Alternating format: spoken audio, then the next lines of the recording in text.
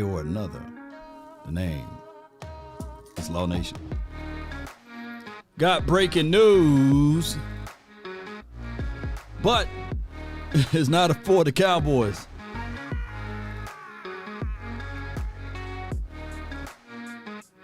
You know, life like this, I wish raindrops will fall. Yo, the Eagles done went and scooped up. So, they say Sue Fly don't bother me, right? Well, that fly is gonna bother us come Christmas time for your mind. Cowboys got to stand strong. You see, they went and got soap, and we went and got tick to the tack. McKinley, you know what I'm saying? Come on, Cowboy Nation, stand tall. No need to fear. But the objective of it is to get bigger and better. Somebody, anybody, let me know what's on your heart, your soul, and your sinew. 5, 4, 3, 2, 1. All right. Oh, my goodness, man. Both teams had issues on stopping the run. It was reported that the Eagles had very, very much so dropped off on the ability to stop the run. So the first thing that they do was, hey, so what you doing, man? Hey, don't you want to play with the green team? You know, and they signed him. It wasn't no long rehearsal. It wasn't no long conversation. It wasn't their fans. It wasn't their teammates talking about, hey, how much they respect Sue and how much they would like for Sue to play with him that can help elevate the team. Just like a thief in the night, right? That's how you handle business. Thief! Stop, thief! Come back, thief! That Howie Roseman, hey, man, could somebody throw some salt on that brother? He's slippery, you know? He can just slip right in there.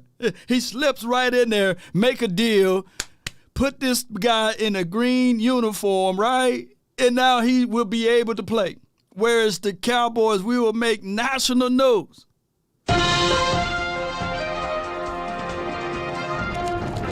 Breaking news, the Cowboys done picked up Tack McKinley. You know? And that's just how it goes, man.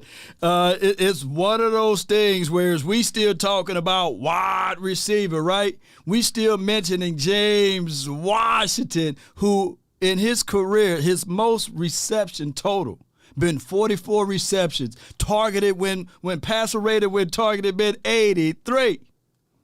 So we waiting on James Washington, and we signed Antonio Callaway. Now, both of those moves, because I'm not finna pull my pants down and take a dump on the Cowboys. Both of those moves for the Cowboys, you know what I'm about to say, y'all. You know. Simply because you don't have evidence that something does exist does not mean that you have evidence that something doesn't exist. And what else? Well, what I'm saying is that there are known knowns and that there are known unknowns, but right. There's also unknown unknowns. Things we don't know that we don't know. We just don't know, man. This could be, you know. This could be, you know.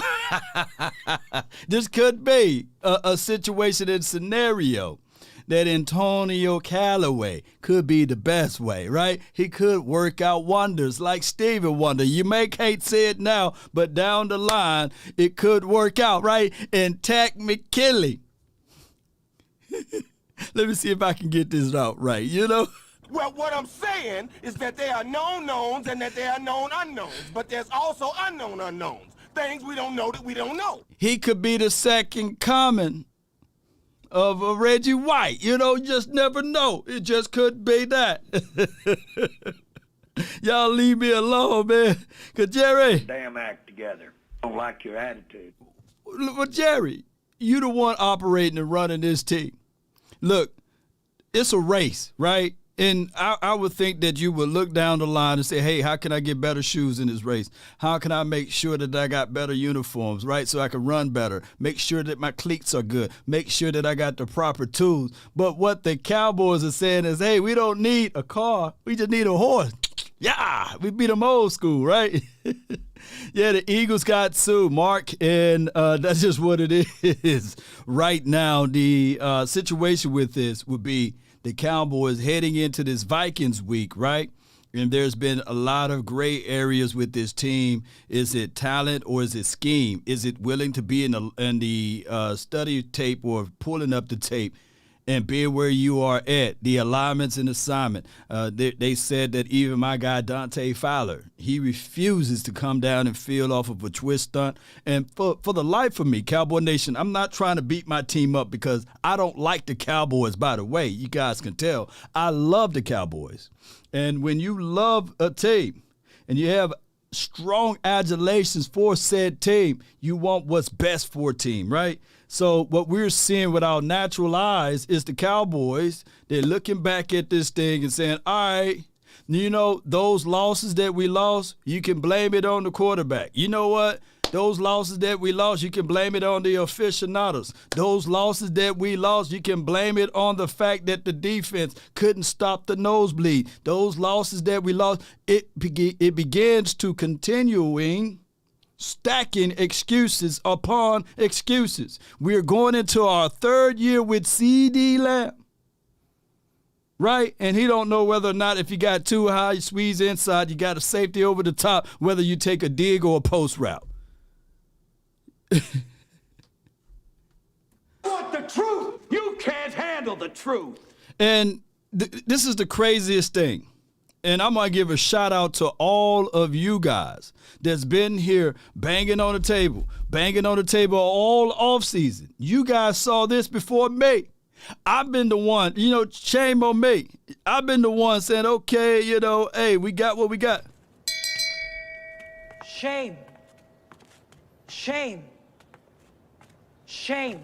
Law, I think we need to look at wide receiver, Law. I really think we do, Law. And I was like, well, hey, they got Michael Gallup. They went and drafted Jalen Tolbert, right? Now we're going into a third year with CD Lamb. Of course, he would be better than what he was in his second year. Hey, we should start off better. Hey, Law, we need a wide receiver, dog. We should draft a wide receiver early, man. Nah, I'm team defense, man. Don't worry about that wide receiver. Blame me. Shame. Maybe that's what is going on. Shame. Shame. Psych. I've been saying, look, man, we had these issues heading in the offseason pretty much. We've been talking about, okay, they got rid of Amari Cooper. A third of the fan base saying that he's a sometiming brother, right? Sometimes he plays, sometimes he don't, right? I heard that from you guys, right? But then we say, okay, you're going to get rid of him, what you going to replace him with? We got a guy that's coming off of an ACL injury. What are we going to place him with, right? And a lot of you guys are banging on the table. Noah Brown, he's going to stand tall, step up. Well, he got foot issues, right? He's been banged up, so he's not up to 100%, right? And now you're going to excerpt him into the roster for more and more opportunities, right? And then a lot of you guys were banging on the table saying, all right, cool. Last season, the Cowboys had issues with the defense. What are we going to do about it? What if I told you guys, hear me out,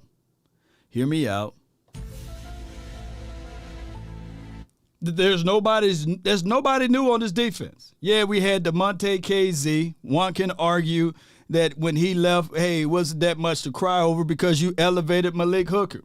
Who else knew? They brought back Jordan Lewis, of course, Anthony Brown, right? And then due to injuries, Dayron Bland stepped in, and trust me, he's a rookie. He have to go through his growing pains. There's no shortcuts to success. But technically, the Cowboys got rid of Randy Gregory, elevated Dorrance Armstrong, had brought in Dante Fowler, and with a mixture of Basham, right? Those are the new guys. The only guy that I see that's really making his area on stopping the run is Sam Williams, and he can't even get a tick. He can't even get a tick on his team. far as for them trusting him, right? They drafted a Damone Clark, right, who had to go through surgeries and rehab and everything, and he got his first kick in starting last week, right? What is doing the same thing over and over again, expecting different results? What is that? What is that meaning there? When the Cowboys win, it's Dak, but when they lose, it's the OC. Not biased at all. This is Raptor Charge. Appreciate you. All right, so with that being said, I feel where you're going, but let me know what game plan is a logical one of you throwing the ball 46 times, right? And what game plan is a logical one of the running back who's averaging 5.2 yards per tote, the backup running back averaging 7.5. What logical reason to shy away from that when you are up by 14 points? I just need to know. I want to know. I got to know. You know, it's one of those things whereas at some point, yes, the quarterback is at fault with a lot of things, right? But collectively speaking, the offensive coordinator need to coordinate a little bit better. On top of that, Mike McCarthy, he can't get off the hook because with his knowledge and information of the game and his long stay in the NFL, at some point, the buck need to stop with him because he is ultimately the head coach. I gave this analogy many of times. It doesn't matter if you guys come over my house and leave the lights on or the water running. Excuse me, the light company or the water bill company will not charge you. They gonna come to me because this is ultimately my house, right? So that should be the same stay with the head coach. If things are going astray, if things are not settled in straightly, then the buck need to stop with Mike McCarthy, right? That's why I was so angry. That's why I was so upset. Because there's no bead of information or thread of evidence for him to get mad to throw his headset down when he didn't see it in the physical form, right? He should have been sitting there saying, hey, kid, I don't want to see another ball thrown over here. Run the ball. You know, that should have been coach. Sometimes coaches got to coach coaches. Yeah, so that's just how it goes, Cowboy Nation. We live in a world in Cowboys land where we see the faults, we see the issues, we talk about the issues, and then we turn around and say, hey, it's for dog shit. And y'all did it with Tony Romo. Right? We went through we literally saw a coach that was incompetent, right? We literally saw a coach going through his growing pains, right? Law, do you have any real truth to that? We were still saying that Chase and Garrett were still learning. In the year of 2017, 2018, 2019, maybe, just maybe, he will learn. Dog it, how long he was in the NFL coaching at that point, right? That was the craziest thing. But we, with the expectations, were to say, all right, Tony Romo can overrule the coach. He can somehow walk on water beyond the coach's stupidity. And then now we're seeing it even with this situation with Kellen Moore. We see the same thing. You're on the 11-yard line, right? And they go empty. Empty. While the Packers are in pass pro defense. Watch Kurt Warner YouTube. He exposed that. No, Kurt Warner exposed himself. If he listened to his own tape, maybe he would have won 2 Super Bowls instead of 1. Maybe he would have beat the Steelers if he go through his own information on how to throw the ball and go through proper reads. It's quite strange to me. Kurt Warner, if you look up all of his tapes and his analysis of quarterback play, it's only when the Cowboys lose that he want to do a film analysis and reality checks of what the Cowboys should and should not do. When I seen Michael Irvin, who got more rings if y'all want to do validations on where the ball should have been, Michael Irvin, Dez Bryant, a slew of other people that broke down the same play and said that it was C.D. Lamb issue of running a post instead of a dig, but now it's the quarterback fault. And when you can clearly say that, yeah, he said, well, I assume, bull sugar. That's why look, Kurt Warner, Hall of Famer, he should have 1 million subscribers. The reason why some people sniff that BS out, that's why he only have 80-some thousand subscribers, because he's talking a lot of BS. But that's a story of another day. You know what I'm saying? So it is what it is. It is what it is. Sue is old. Why you think nobody picked him up? Let's say.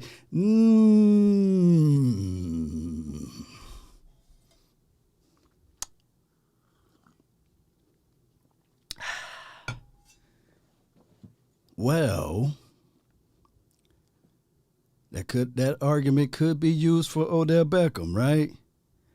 Oh, that argument could be used for a slew of other guys, right?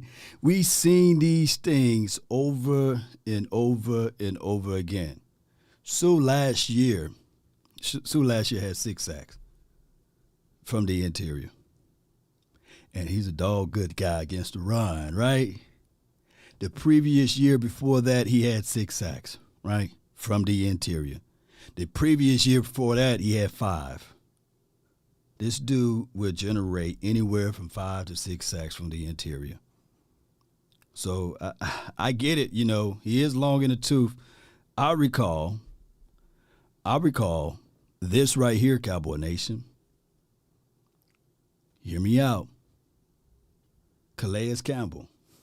A lot of people like, hey, man, he's old, man. He ain't going to do anything. Shoot, Calais Campbell been solid for these last 4 or 5 years when people said he's old, you know. So it is what it is. The Cowboys better step it up, regardless of who the Eagles get or what have you. But the race is the race. And the thing is, old philosopher said, I would rather have them inside the tent pissing out versus outside the tent pissing in, right?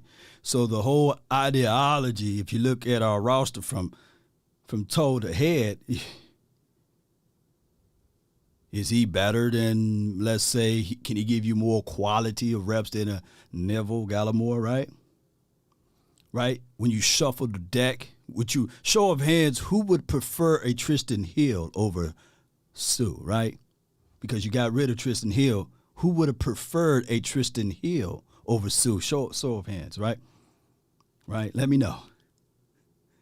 So we as Cowboy fans, all through the offseason when I said, hey, man, you know, I would love to have a Roquan Smith, you know, when he was going through his contract disputes or what have you.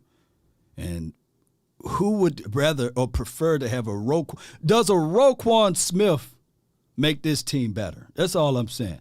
How valuable is your 2nd and 5th round draft pick when last year, you know what I'm saying, you talked about keeping your picks? And the craziest of the craziest thing, we got our 2nd round pick. The only one that's shining so far right now on a consistent level that the Cowboys are actually using is Trayvon Diggs. You can't name me the other 2nd round draft pick outside of the hopes that if we can finally see Sam Williams out there on the field, right? But we normally just sitting there got our 2nd round draft pick out of KJ, Kelvin Joseph, and we using him as a glorified gunner. No shade at, you know, the off-season thing, because I know people are going to say, yeah, gunner, you know, Law, you tricking with your words, right? But, yeah, he's a gunner. That's it. At this point, they sprinkle him in during the Green Bay game.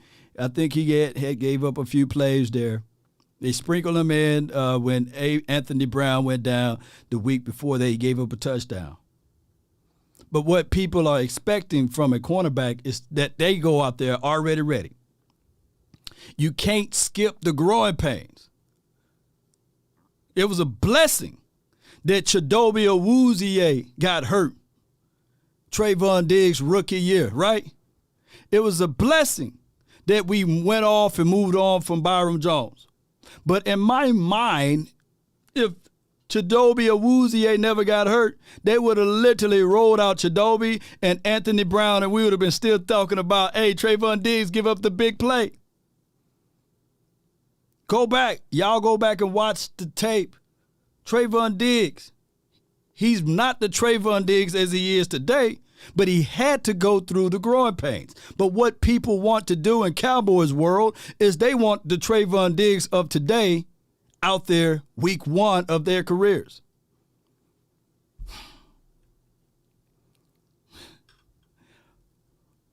Appreciate y'all for jumping in. Dallas GM makes me freaking sick. This is from Give Me the Drummer song. Appreciate you, man. Appreciate you. It's a situation here. Let me pull that up, and y'all bear with me, and we'll set this up. Appreciate y'all so much for jumping in. Appreciate y'all for being part of this sauce right here that we're going to try to give you guys, you know. And I ain't mad at you. I'm just passionately talking right now. You know what I'm saying? I ain't mad at you.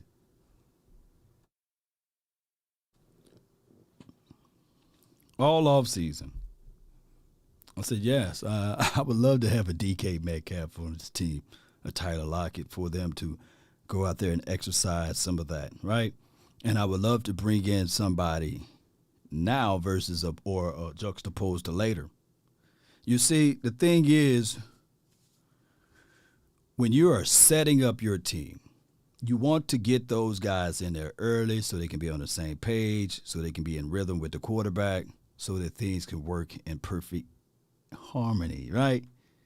You don't want to try to scurry and get things at the last hour. And I had some people in my comment when I said that, you know, Tech McKinley was the bottom of the barrel guy, right?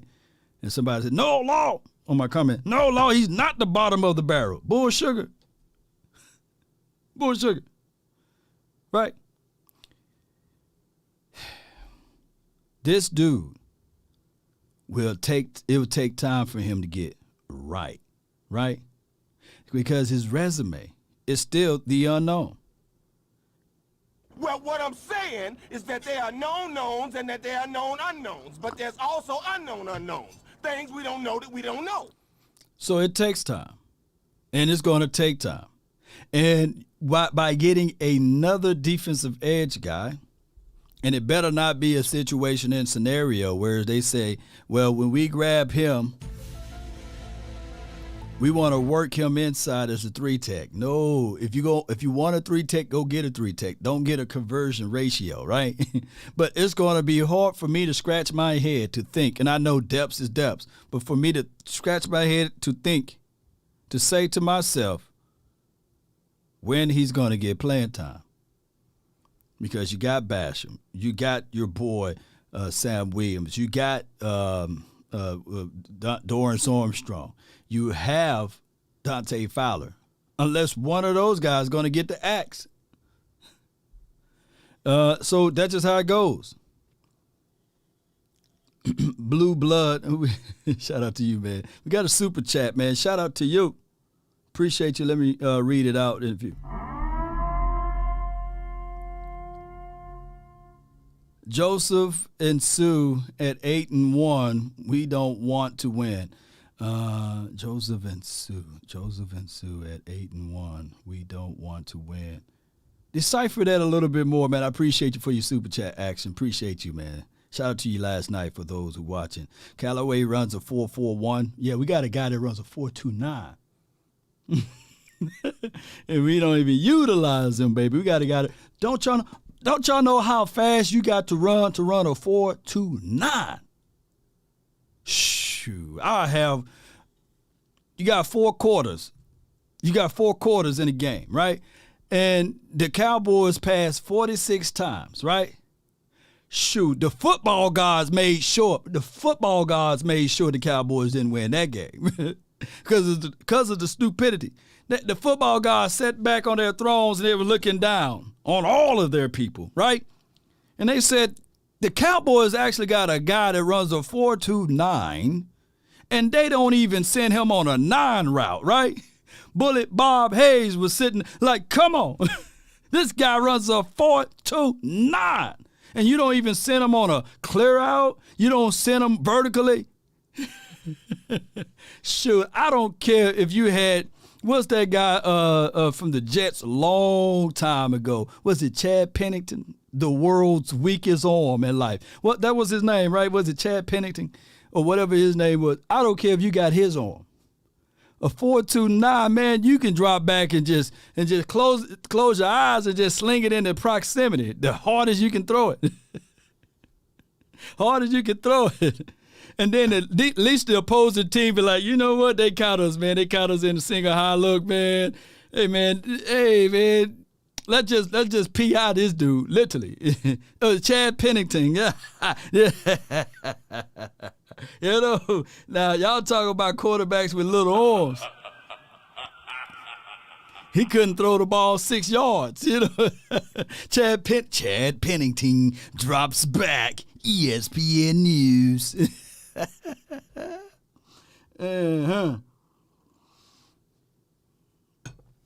68. He had 68 power on Madden, and that's them trying to up him one, right?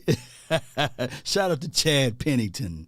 Hey, he was cerebral though. He was very cerebral. Boy, he had the weakest arm in the National Football League. Oh my goodness, let me leave Chad alone. What college he went to, by the way? You know, shout out to Chad for all of the Chad Pennington fans out there. So the Cowboys play against the Vikings, right? Not to beat up our Cowboys, not to say that this team can't go anywhere. That's not what I'm saying. That's not what I'm echoing at all, Cowboy Nation. But what I'm trying to say is, let me see if I got it over here. What I'm trying to say is the race, and y'all already know the race is not to the swift nor the battle to the mighty. It's to the he that endures. Enduring is what the Cowboys need to do. Right now we have the 6th seed, right? And there's no excuses in this business. There's none. There's zero. There's none. All of these guys, all of these teams that you see on this panel right now, their owners are billionaires, not millionaires. If they woke up with $5 million tomorrow, they would jump out of a helicopter and slice their wrist and neck before they hit the ground. I'm broke. These are billionaires, right, that own these teams. And right now, the 6th seed is the Dallas Cowboys. We'll play against the mighty Seahawks. That could be a favorable game for us, right? But we still have to lock them up and play them. The 7th seed, let me go all the way down to the 5th seed, right? The Giants versus the Tampa Bay. That's the situation there. It's good to see that 3 teams from the NFC East is in the mix. But I'm to this point, believe it or not, let me hear this thing right here. Believe it or not. I don't want the number 1 seed. No, not after what I've seen from the Cowboys coming off of their bye. I don't want the slow start. I want us to figure out a way to get to the playoff, by the way. You know, I'm not finna do any of that thing, right? But what I want is basically this right here, Cowboy Nation. The Dallas Cowboys to operate like this. Hold on, give me 1 second here. To operate like this. Get in there hungry. Get in there ready to eat. That's how I look at the Cowboys. Yeah. This team is right now is not poised for a playoff run. Inept play calling gonna cost us adamantium. Yeah. That is the situation in a half for the Cowboys. We must figure that part out. I'm reverting back to what I thought of this team when we had Jason Garrett. I said it this way. I don't want us to have the first round bye or what have you. I want us to go in via the wild card, win a game, use that momentum to win another game. But before we even count our eggs before they hatch, the Cowboys must establish something this week We playing against a team that got a phenomenal wide receiver, right? We playing against a team that got an unbelievable running back core and the way they handle things. They got wisdom on the defensive side. They are the 7th-ranked defense, the 7th-ranked offense. So you're talking about a balanced situation. They are very balanced.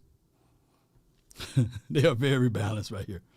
Guys out here. Help us or terrify us? I'm going to try and help you. I'm going to try and help you attack. I think we'll see what happens with Christian Darrisaw, their left tackle. There's questions of whether he might not play in this football game. A little concussion situation. That wouldn't be the worst thing in the world if he doesn't play. I think he's been a beast this year. Let me ask you this before you get into the detail, Brian. Yeah. The nitty gritty. After watching them, do you feel better or worse about the Cowboys' chances? I think I'm going to end up picking the Vikings to win this game. Well, gosh dang it. Well, gosh darn it. Can I raise my hand? Well, sure. You just did. So Brian Brothers is picking the Vikings to win this game. I don't think that when I pull up this race that we are in, right, by us being the sandwich, well, we're not even the sandwich now. We're not even the sandwich. We're on the bottom part. By the Giants continually to win. Now, the good thing is about it is that we got a game up over the Giants because we beat them, right? But, in a few days we'll play the Giants too. And we got this little crazy stretch right now that we got to be efficient, we got to be hungry, and it's going to be the war of the war that is called the war of attrition. You guys get what I'm saying? The war of attrition. And it starts now, believe it or not. We literally, the flavor of the season is right now. You know how when you cut it, and you split that thing open, and you see if there's any red in the inside, right? And you got to keep cooking it, right? So we are into the thick of it right now, and we got to play our best versions of football right now because we don't have the liberty to relax. Other teams may, but we gonna have the thickest part of our schedule. And what is that? 3 games in 12 days. Let me repeat. 3 games in 12 days. So everything that you thought of in the past, shoo, you got to, any knickknacks. And if you can fool around in this game, rest a pivotal player that's on your team, you don't have that luxury now. Why? Because you lost in the Green Bay Packers game, right?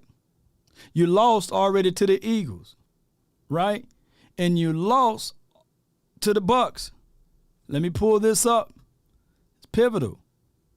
Because all of the teams that I said, minus Green Bay, who's scratching, clawing to get back into the thick of it on this particular list right here, the Eagles and the Bucks.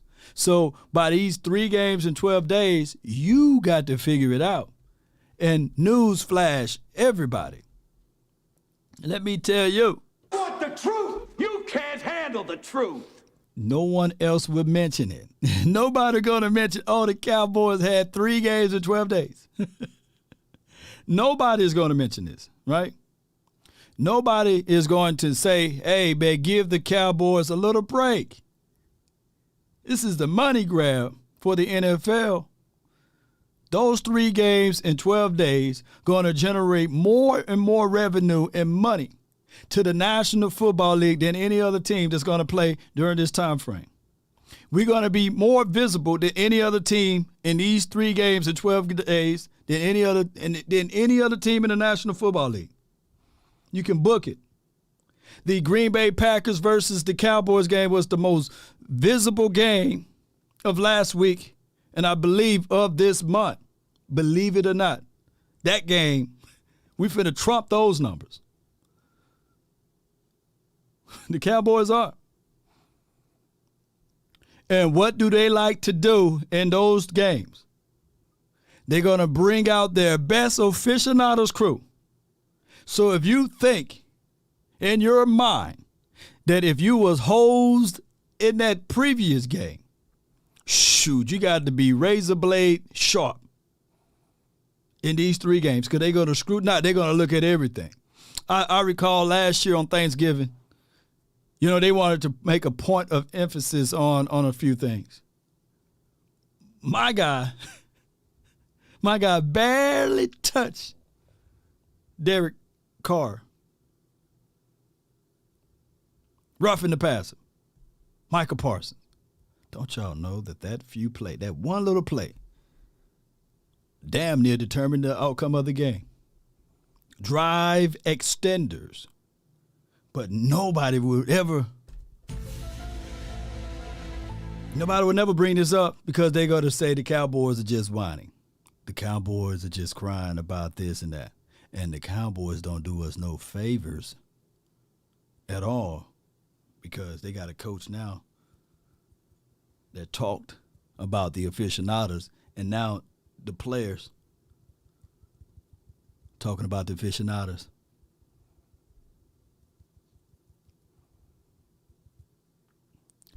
Halloween,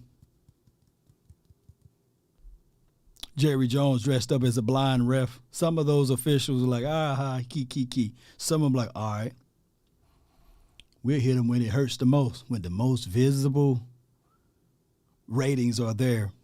We will host them. Yeah, Carr fell into Parsons' knee. Yeah, Spock, can you save me? And they called it on Parsons. I did raise my hand. Will you call upon me, Professor? The thing that I just feel like that there's things offensively that are going to give the Cowboys a lot of problems defensively, and it's not just running the football.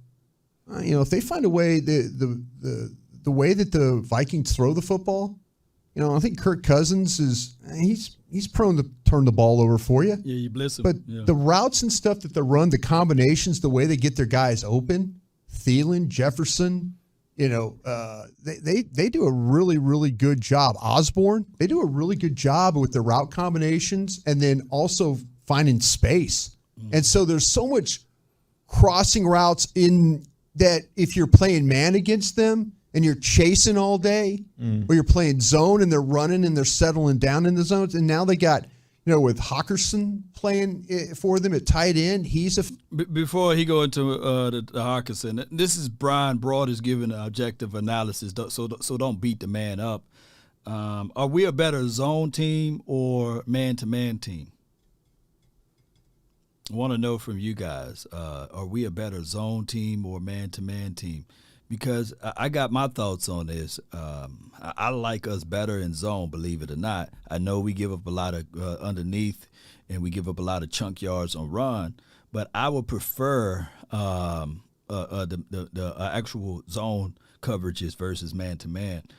The big plays that was given up last game from Aaron Rodgers was on man. They were foolish, single high safety, and you had your guy who was pretty much got walked over, right? But they went to men so with their mindset so that the players can be a little bit closer and tight, right? So they can help alleviate some of the running situation.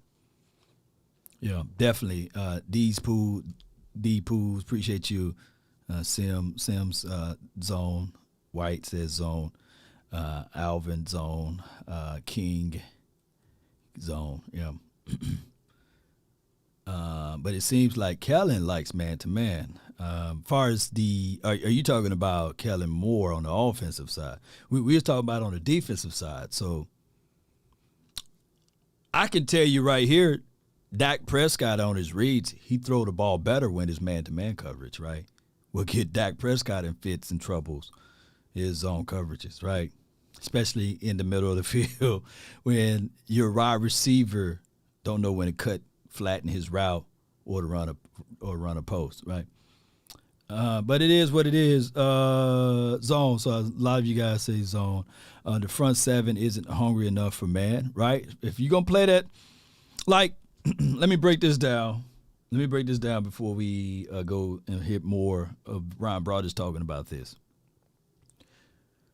Twist stunting is more of I don't I can't beat my man. I got to gimmick my man, right?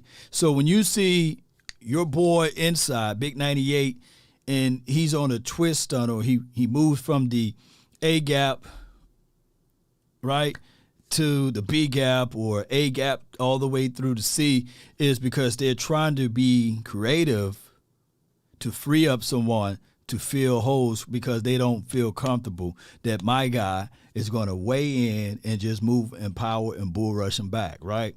So when you see a lot of teams doing twist stunts or what have you, it's because I'm trying to gimmick my way into fabricating pressure. But when you line up, under center, and you go straight forward and you got two gap, you fill in a hole, right? Even if you one gapping, you shooting upfield, right? The problem is with the Cowboys, if it's your turn to twist, and if you're not on the same page and you don't go field, it's a glaring hole. Big. JP says, hey, Law, Eagles just got sued. It's going to be hard to run on them now. I was hoping to get him. Jerry needs to spend some money like he said he would do for another Super Bowl. Not a check he wouldn't have cashed. Well, that's just lip services, right? There's no salary cap as it relates to coaching. And when you're talking about winning the Super Bowl, you got to go all the way in. You can't put your toe in the water, right? You just got to jump in there. Sometimes, have you ever ran the bath water and it's too hot? And you just try, just get in there, man. You're gonna sting a little bit, so you just slide it easy in there, and you just go like this. Slide in that tub, man.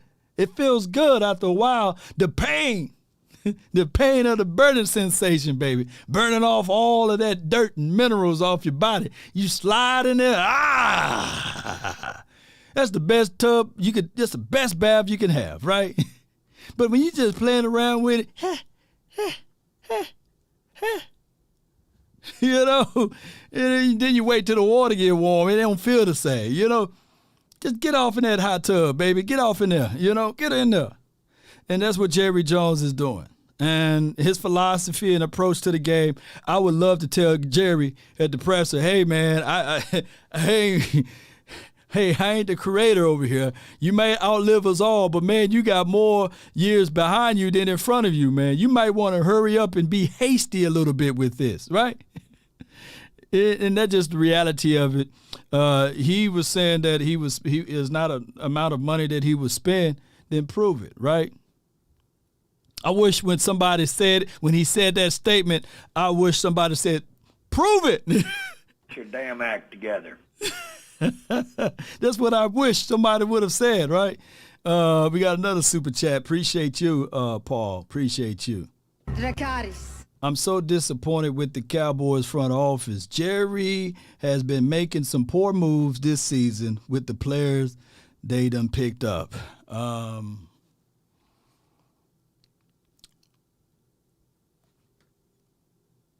You got me thinking now.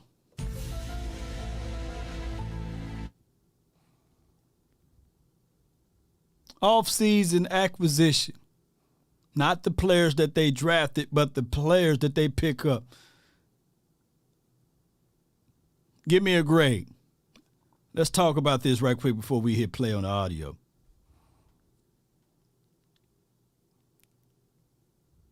And then y'all can use incomplete. Kevontae Turpin. What grade you give him? A, B, C, D, or F?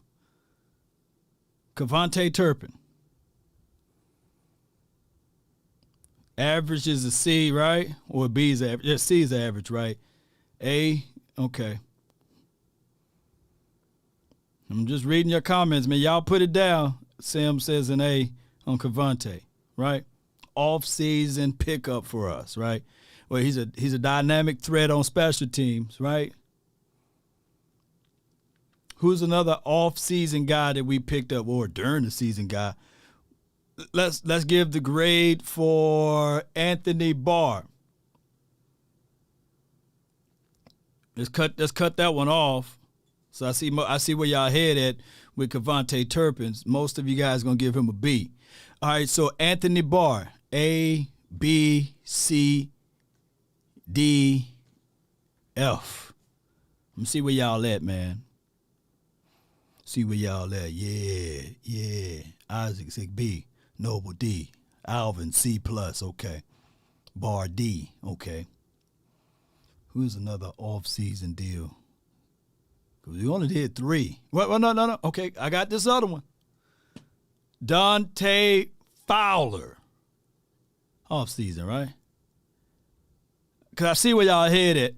Let's start Fowler right now. 5, 4, 3, 2, 1. A, B, C, D, or F with Fowler.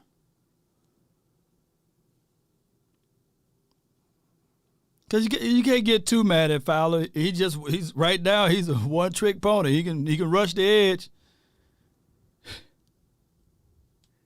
He's been sus a little bit on the run.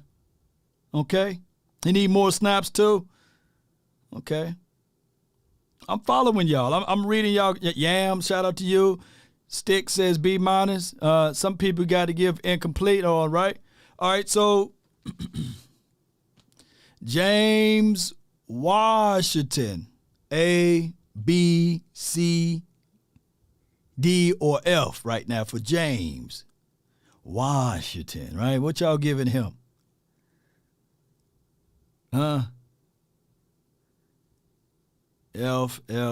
Sergio F. Incomplete from Mr. Exxon. Shout out to you. I got some Exxon gas this morning, man. Appreciate you. F. And last but not least, because he was an in-season situation, and that was Jonathan Hankins. I'm doing all of this off the top of my head, so I might have missed out on one, Jonathan Hankins, it's still too soon, right? You got to at least have the man for 3 games. This will be his 3rd game, right? But we'll just throw it out there for fillers. So, I mean, my guy, he ain't wrong, my guy Paul, he ain't wrong with this assessment. Like the Cowboys, at some point, as far as their off-season situation and during the season, because I truly believe if the Cowboys were really feeling this team like they said they were, I would have put in a strong play for DJ Moore and a strong play for Roquan Smith. Those are the 2 that would have solidified their help on the defensive backside, because I truly believe the front, you wouldn't have to twist them boys up so much. Just rely on your linebackers to be linebackers. Get out of the big nickel so much, because the big nickel works when teams are pass happy, juxtaposed to when they're run happy, because of size. Size matter. So I think that the Cowboys would have been better if they would have went all in for DJ Moore, right? And Roquan. Roquan would have been. Oh, Jason Peters. Give a grade out for him. I apologize. I left out Jason Peters. Forgot about Jason Peters. Y'all grade Jason Peters before we hit play on this audio. A, B, C, D, E, F, G, H, I, J, K. Okay. All right. Jason Peters, F. I'm hearing that, and this could be all smoke and mirrors, is that they're going to start Jason Peters at left tackle, slide my guy Tyler Smith back in at guard, and roll with that. Is that a better situation for us?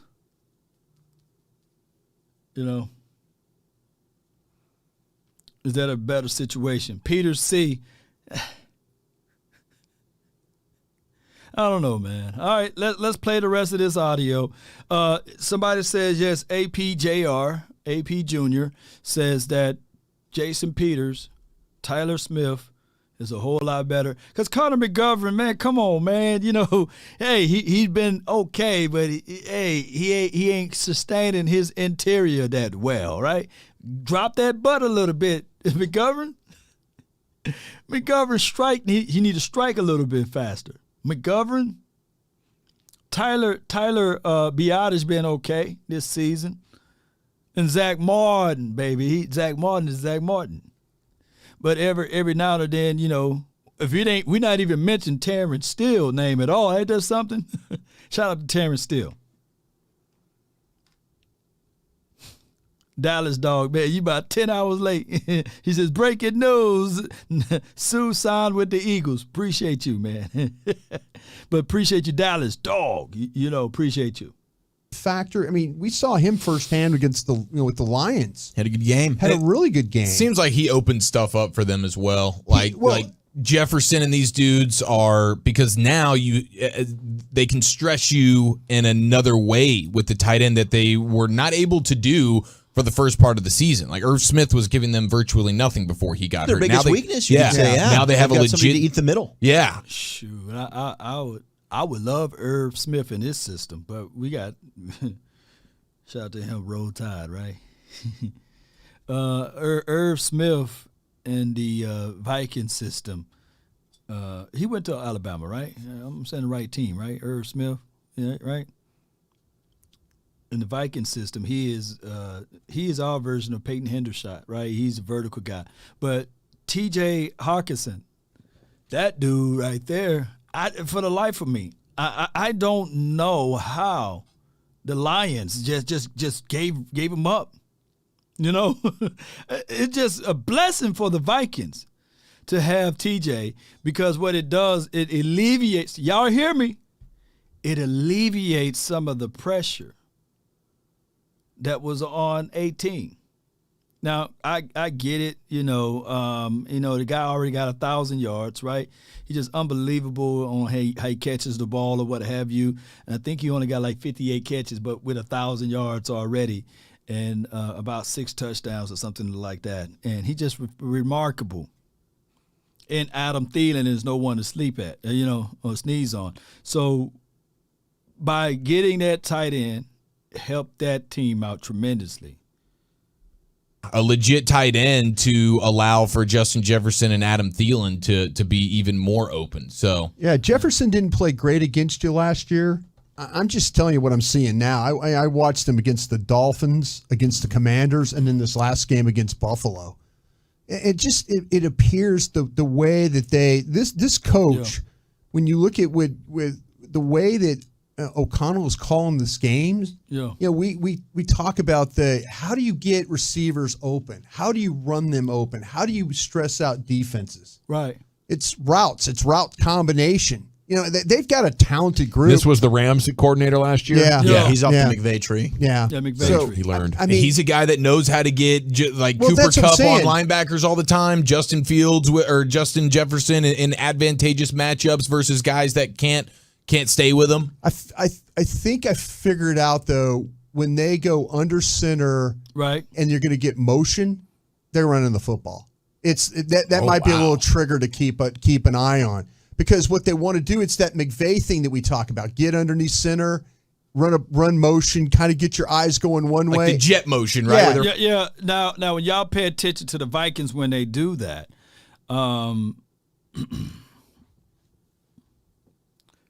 we just got to be ready. They're going to give you eye candy, and they're going to flip it around.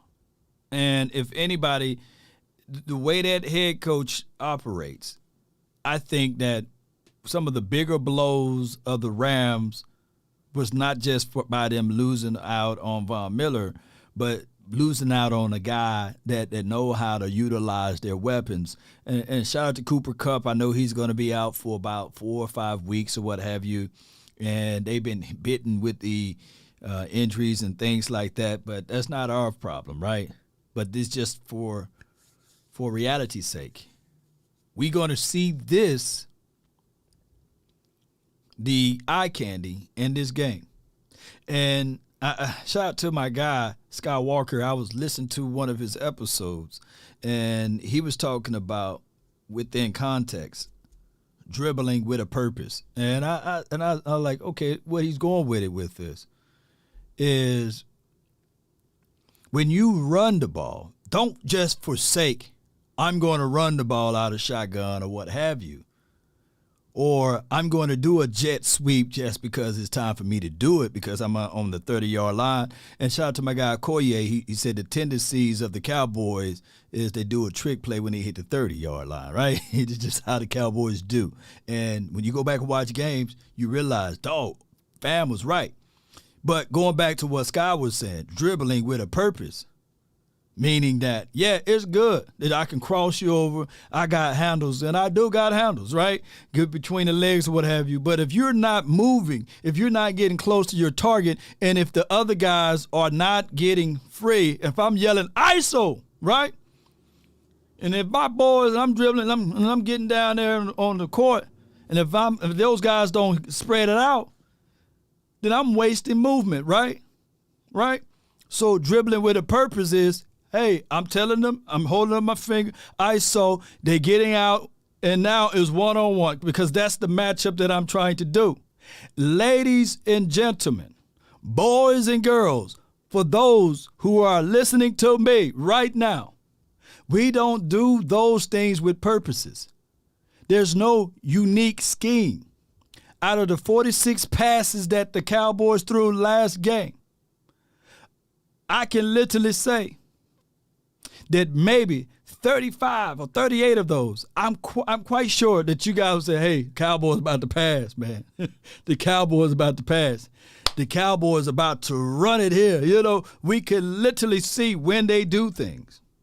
But what my guy said, hear me out. Don't shank me with the butter knife. What Brian Broader said is when they under center and they motion with the guy, it's going to be eye candy. Don't fall into the bait. Because I seen the Vikings motion the guy. Kirk Cousins is under center. And all he's looking is, okay, if that safety takes 2 steps forward, I'm going to keep the ball, and we going to just go drop back, and I'm going to close my eyes. And he's good for it. And he's going to sling it and say, to Allah, to Elohim. And Jefferson is going to reach, and he's going to pull the ball out of the sky. When you see that one-on-one coverage, when you see the undisciplined nature of said safety, if he's not going to roll and be over the top, and we're going to see a big play. We need to start dribbling, shout out to my guy Sky, with a purpose, right? This is what we need to do. Marilyn, do you think Dallas can stop the run? Dracarys.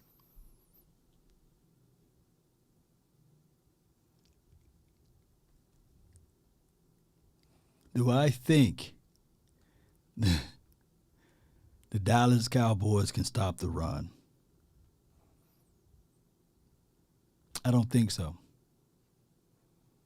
I definitely don't think so. Y'all see me, and I'm not hating on the Cowboys. I don't think that they can stop the run consistently because of 2 things: personnel and principles. We are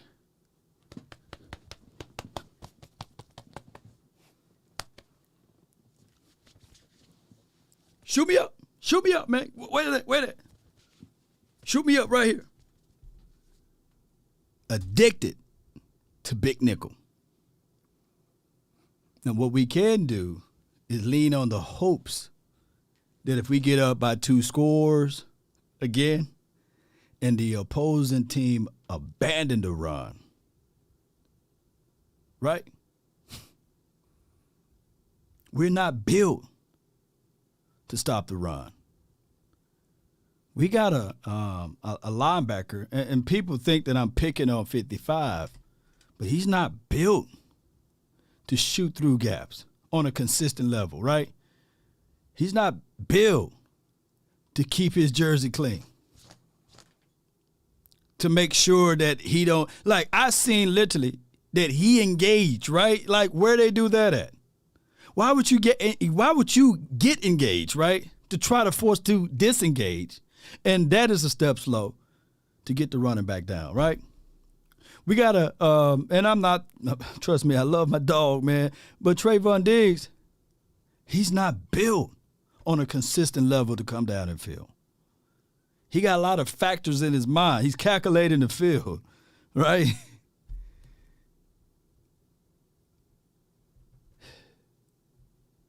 It's hard to tell J-Rock, hey, man, we need for you to sit out a few plays, man, when he's the heart and soul on some of the parts of this defense. But he's 6'4", 210 pounds, give or take, depending on whether or not he got certain pads on, right? So on a consistent level, it's a long story. No. It's a long story for me to tell you guys. I need 17 plays, 87-yard drives. This is from Sports Guru. Appreciate you. Dracarys. Yeah, we do. We need those. Law, if you look at our passing plays, we had a terrible call. Passing plays. Yeah, we ran a lot of verts, man. And there's not a lot of underneath stuff, right? It's not a lot. Eagles doing all of the things, all of the right moves. We are just sitting by yet again. Well, when they picked up Robert Quinn, they celebrated, right?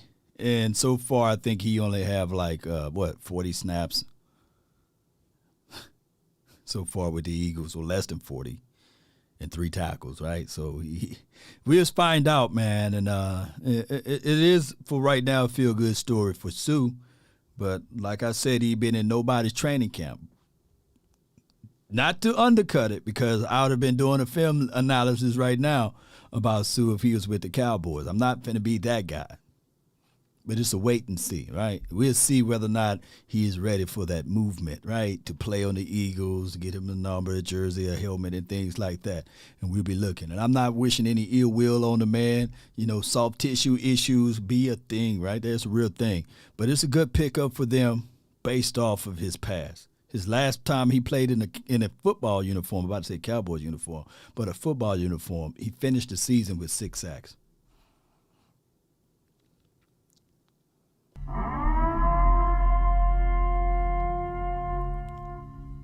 When was the last time the Cowboys had an interior guy to finish with 6 sacks? When was the last time, y'all? Y'all need to let me know. And I'm not hating on my people, right? Law, do you think we use some of the same defensive schemes versus Vikings? They were used against the Rams. Thoughts? Do we use the same defensive schemes that we use versus the Vikings, that we use against the Rams, basically?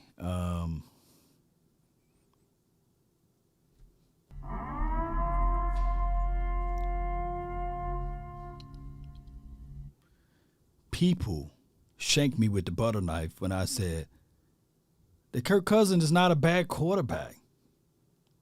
People said, "No, Law, you crazy, you out of your mind." Kirk Cousins, he's not a bad quarterback.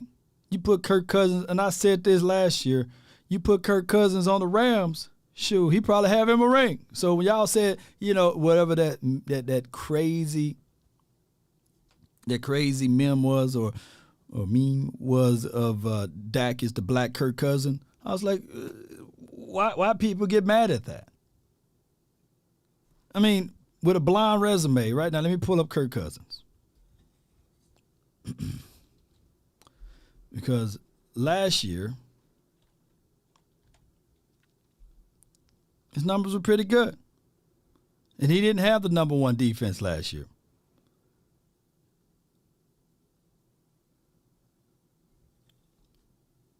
This is last year's stats. 4,221 passing yards, 33 touchdowns to 7 interceptions. You put that on the Rams last year, they probably win the Super Bowl still. But so many people are fixated on shaming the man and talking bad about the man that they think he's trash. I had it to the degree last night that somebody was saying, hey, man, Dante Culpepper is better than Kirk Cousins. You know, I'm like, nah, go back and watch the tape. Look at his completion percentage. Look at his yards. Look at his touchdown to interception ratio, etc. Right? But Kirk Cousins, he's a guy that can sling it around, got a good arm, right? But you got to put pressure on him. I think he will fold from there. You put him around a good defense, shoot, he would start shining. They 8-1 for a reason. They got good defense, ladies and gentlemen. Let me see if I got their defense up right quick. Y'all bear with me. Bear with me. Hail Mary. Run quick, see. Let me pull up the Vikings. Got good defense. I think they're 7th overall. 7. Good defense, good offense, 4th overall. But, Drizzy, to answer your question, play zone. Don't give this man the opportunity to have one-on-one to the outside with these wide receivers. Don't do that. They did have some good breaks, yeah. Yeah. Crawford, Jason Hatcher, Ratliff. I think Crawford, he had 5.5 sacks, right? But look how far we got to go back. David Irving, yeah. Look how far. Aaron Pitt says maybe Antoine Woods. No. Law hated on Sue. No, I ain't hating on Sue. I am awake. Shout out to you, Tricks. Shout out to you. Happy Thursday. Titans winning tonight. Let's go, Titans. Yeah, I think we got shots on the line for that. J-Run isn't built for a Mike linebacker. It's for Moogie. Yeah. J-Ron Curse is built for a safety. That's what he's built for. But he's playing a great job as big nickel. But what you want to do is, if you're playing against a run-heavy team, you might want to switch that up out of there. That's all I'm saying. He keeps washed out a few times. Leroy Glover. So it's been a minute since we had. And then if you really look at their stats, like Tyron Crawford, he will have 5.5 sacks from the interior. Then the next season, he'll have 2 or 3. He wasn't like a consistent level. And what I'm saying out of Sue, let me see if I can pull Big Sue up right quick. He had 6 in 2021. 6 in 2020, pandemic. And then 2019, he had 3. I think he was injured that season. And then 2018, 5. You know what I'm saying? 2017, 5. 2016. Well, the thing just taking forever to load. I think he don't go that far back. But what I'm trying to say is 6 in 2016, right? On a consistent level, he's going to give you 5 to 6 sacks from the interior, right? And then he hellacious stopping the run. So I don't know what he looks like coming off of a non-training camp. It could be 2 things. Either he can be extremely fresh, or he can have some of these situations where it's a nick and a knack here, right? Soft tissues issues, right? But let's listen to more what they have to say. Exactly, with the full speed at the snap, kind of trying to get your eyes distracted. That's what I'm saying. They're very distracting when it comes to the running game, and that's something that I feel like. But I was expecting like Adam Thielen to be like it's always no. He's part of what they do. Right. But Thielen, Jefferson, Osborne, I mentioned it. Those guys, all of those get involved. All those guys get involved with the tight end being involved as well. How much did you notice the play action? It's big. It's big. Boots with them out of getting Kirk Cousins waggles, out of the pocket. Yeah, the boot run. It's the same. It's similar to what you see with the Cowboys. Trying full flow going one way and then bring everything going back the other way. Flood concept. So that's something you have to keep. You guys were right about, because I was thinking about Dalvin Cook and then Alexander Madison. When one wears number 4, the other wears number 2, and there's those single digits, and you're kind of like, there's no difference. No, they look very similar. I'll tell you the thing about that I worry about with Dalvin Cook is the run starts inside and he bounces it. He's really, really good at getting to the corner of the defense. He's kind of undersized, so you lose him in the middle of the line. Don't let him get that corner, though. That joker would bend it. That Cook, man, look at the Bills game. That joker would bend that corner. and then shorter. boom, he can bust it out The on you. explosiveness that he plays with on the outside, I think, is good. And they throw him the ball. Yeah. Like Yeah. out And he's of the a good backfield receiver. for sure. And Madison he was number like 26 or something for many years, and now he's number 2, and it just makes him look so much like more physically intimidating. He looked Look, Madison, Boise State guy, I think that if Cook get off of that edge, and we got a guy by the name of Donovan Wilson, if he's able to square up and hit him, and I'm not wishing any injury upon Cooks, but he ain't gonna want to get back in the game, and y'all know the reason why, because he will. Where's Viking Jerome at, man? Viking Jerome, we need him in the house. But y'all get what I'm saying, Cowboy Nation, is that this team got to be prepared to stop the run on the edges. Looks huge. But he's a good downhill runner. He No, is. It's a heck of a backfield they have. That's what their team does. But you're absolutely right, though. The way that these two backs come at you, I think it's a little bit different.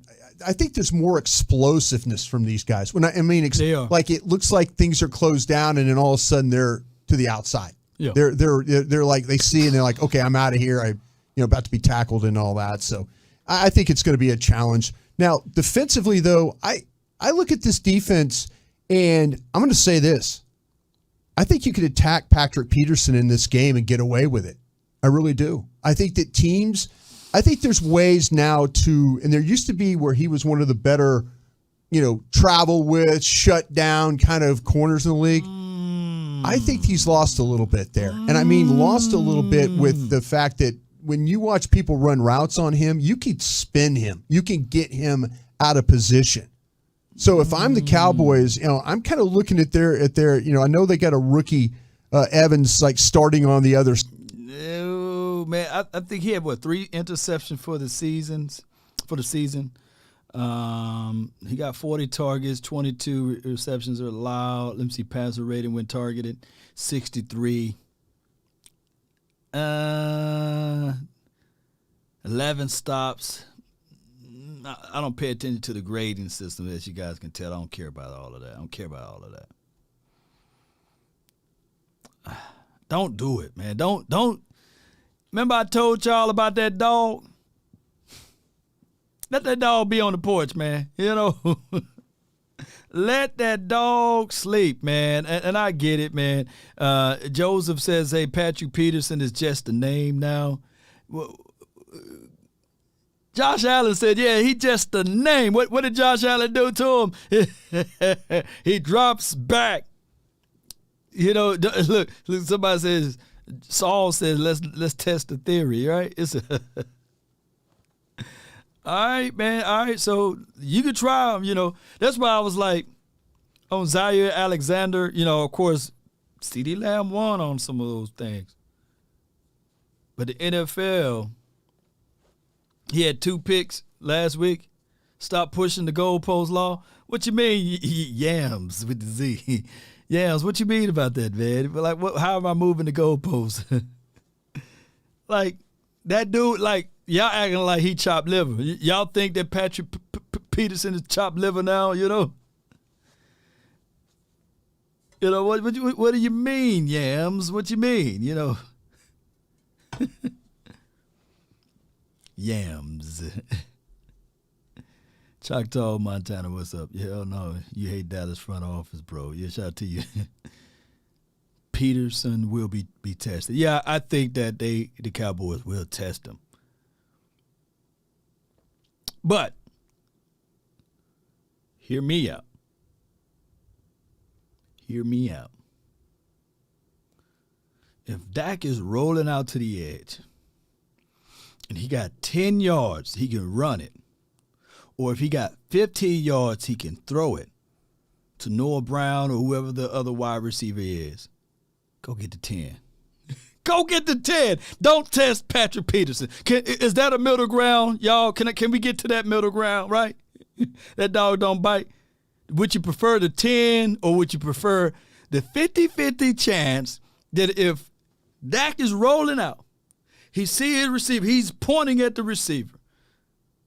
Should he get the 10 Or should he get the possibility of 15 and the receiver shakes it off on Patrick Peterson to get 20 or 30 yards? Get to 10.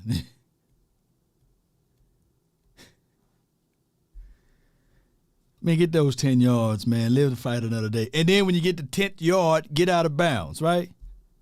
Use those legs, right? Side. But Patrick Peterson is a guy, don't be afraid of that. To me, that's the name. It's just the name right now. You know, he had a couple interceptions a game, but he's one of those guys that drops off in coverage. We talked about Alexander last week, that kind of guy that drops off. But, man, he's a guy that I saw people go at, and I don't think that's going to be a problem. He made a big play last week, but those are more and more rare. The games I watched, especially the Dolphins game, they did a great job, and the Dolphins have got really good receivers. It's not Waddle. No, man, come on, man.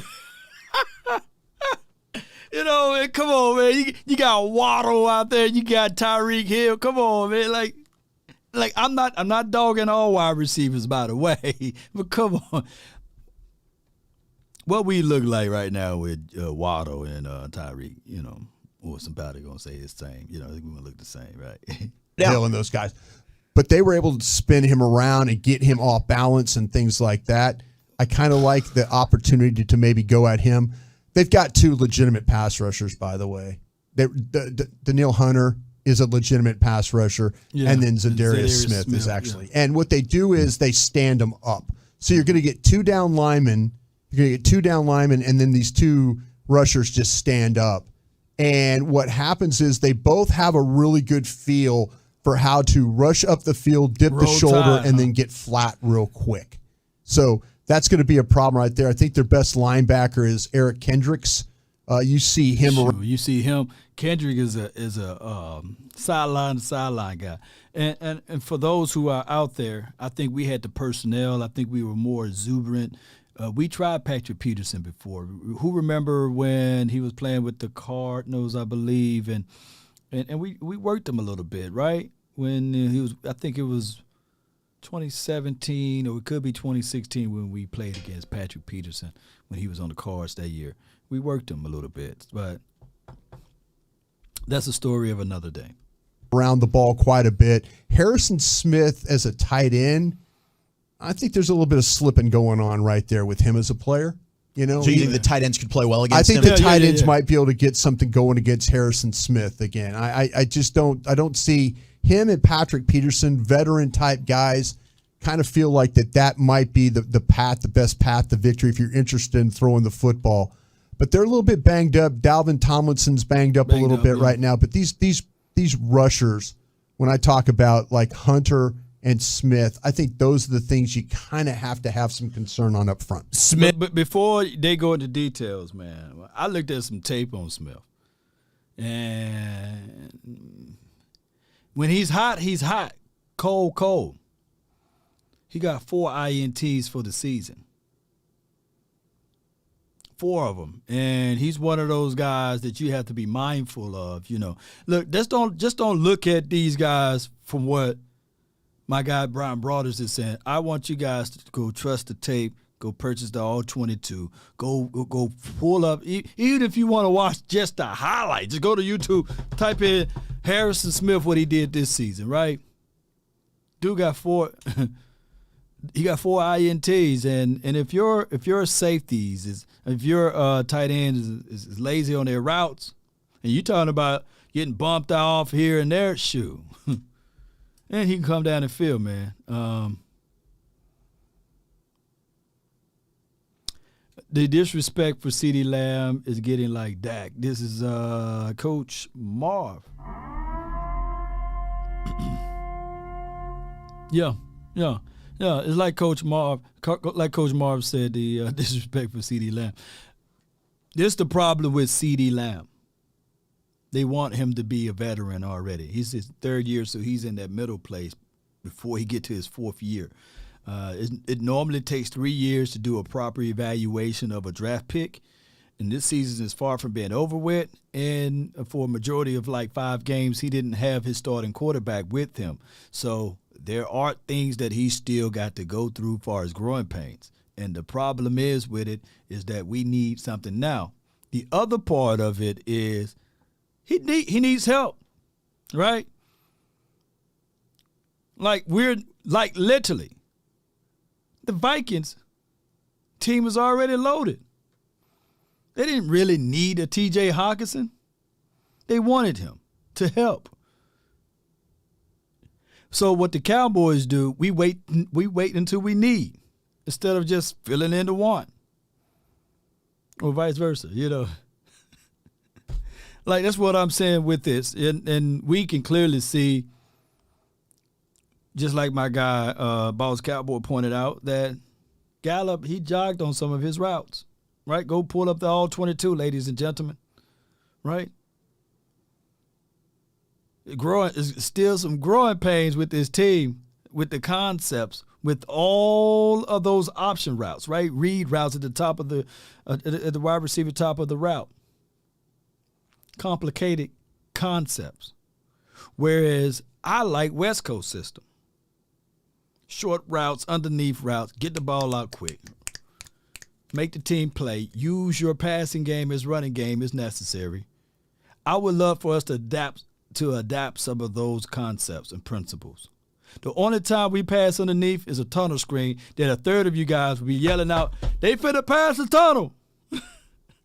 Y'all see the play before it happened, right? Y'all be seeing the plays. Y'all be like, I be reading some of y'all chats in the sideline. Look, they finna do a tunnel screen. They finna do the bubble.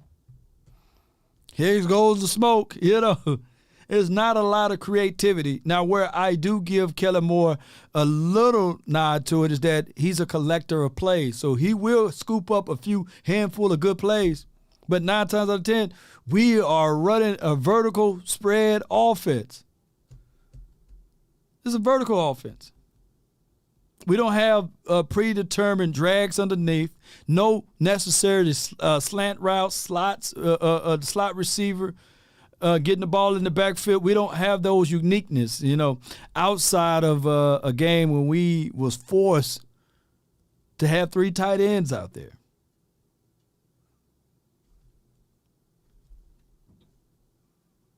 Smith leads the league in pressures, and the guy who is second has 10 less pressures than Smith does. Jeez. Wow. He's been the real deal. Tear him Brian, up. good eye, bad eye. I'm putting in the call. This is the week we get the Turpentine score. Fast track, and I think that they're a little susceptible on the returns. Yeah, the kickoff return stuff was not very good for them the other day. But I was worried about that, thinking it because the cold weather game, the ball didn't get all the way to the end zone.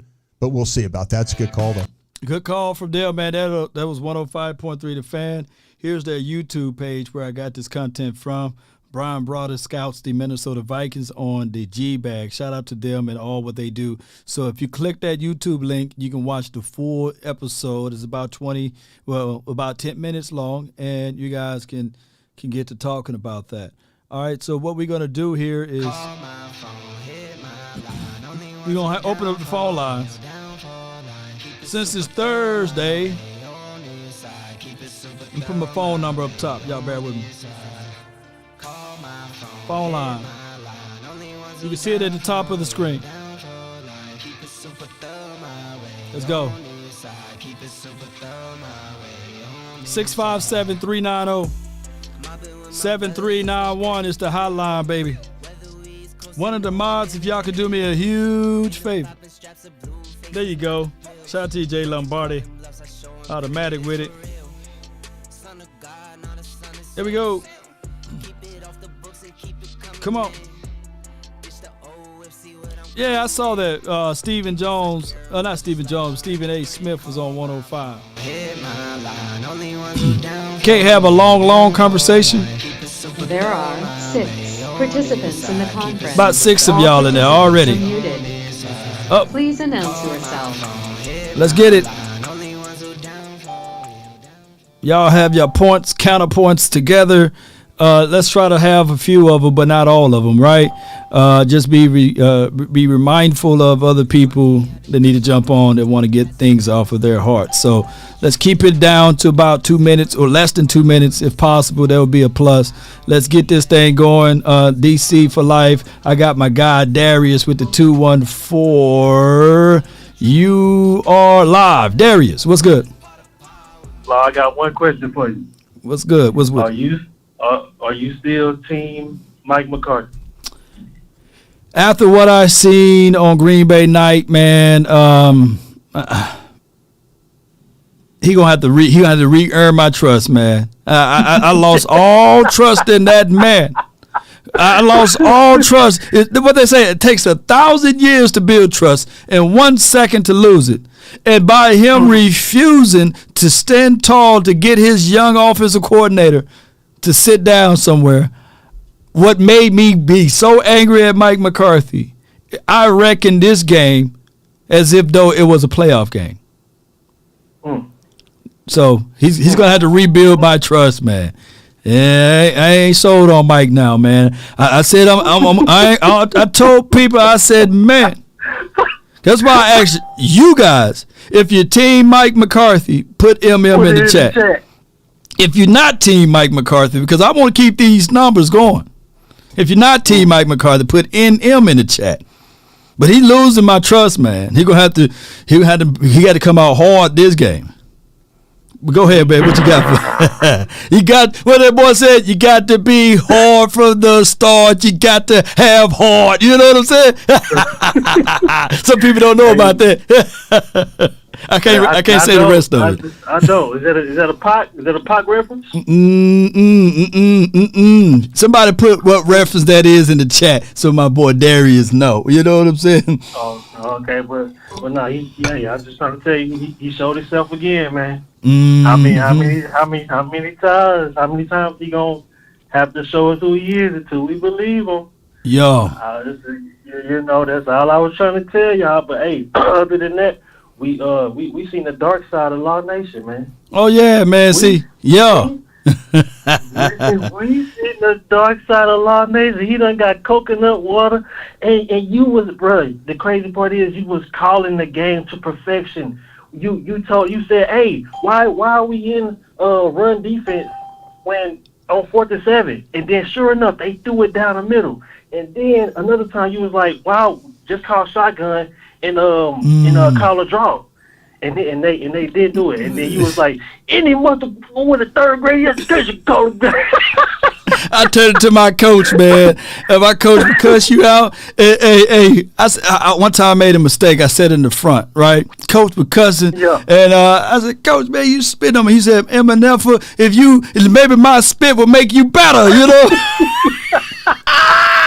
Your greatness coming at you, and he hurt my heart, man. I ready to swing on Coach, man. That's how I was, man. Yes, indeed. No, bro, that was hilarious. I was laughing the whole time, but that's all I was calling about. Man, I appreciate you for calling in, man. So that's all you wanted to know, whether or not I'm team Mike McCarthy, Big Mike. Hey, that's all I wanted to know, player. Because I'm trying to tell you, hey, he ain't it. I'll let you know right now. He ain't it. Yeah, he can't show you nothing else. You done seen it all now. Hey, listen, the main thing I want to see from him is 2 playoff games. We brought him here, right? Because his Super Bowl credentials is high and mighty, so amazing Super Bowl credentials, and I know what I'm doing. I've done this for 50 years. Oh, okay, show it. Show me the money, man. Yo, come on. I need 2 playoff games. I don't want to hear all that other shit you talking about. So I need 2 playoff games. You said a mouthful, man. I appreciate you, fam. Good call from you, man. All right. Yes, indeed, man. Good call from Darius, man. James T says, how they let the Eagles get sued, man. Is this Eve on our radar? You know, bro, come on. Yeah, I feel you, man. Fatality. Yeah, it's one of those things, man, that they went and got to do, and we'll find out what shape he will be in. But it is what it is. All right, let's move with my guy Aaron. 562, you're live. Yo, can you hear me, Law? Man, I can hear you, fam. Talk to me, Chief. Man, how you doing today, Law? All is well. All right, for sure. I got a quick question. What's the news on Anthony Brown? Are we still going to throw Joseph over? I think they're going to move Joseph. He's still in concussion protocol. I don't think he even practiced today. So if he didn't practice today on a Thursday, I definitely don't want to see him out there on a Sunday as a DB. Gotcha. Okay. And Sam Williams, if he started, he's down to help somebody.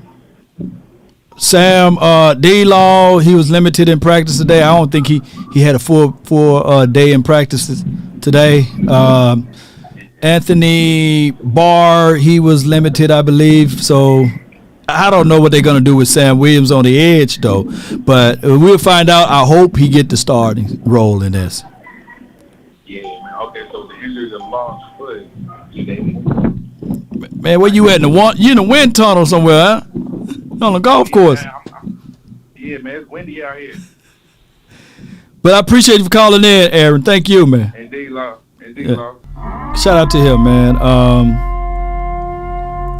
Good call from him, too, by the way. It is what it is.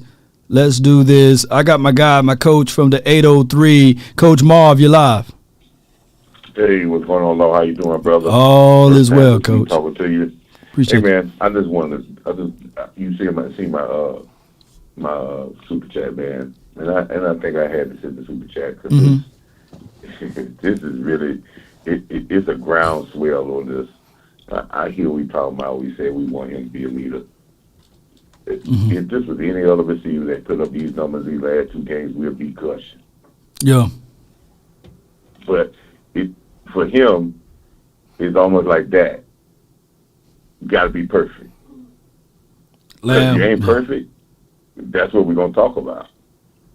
Yeah. Anybody else?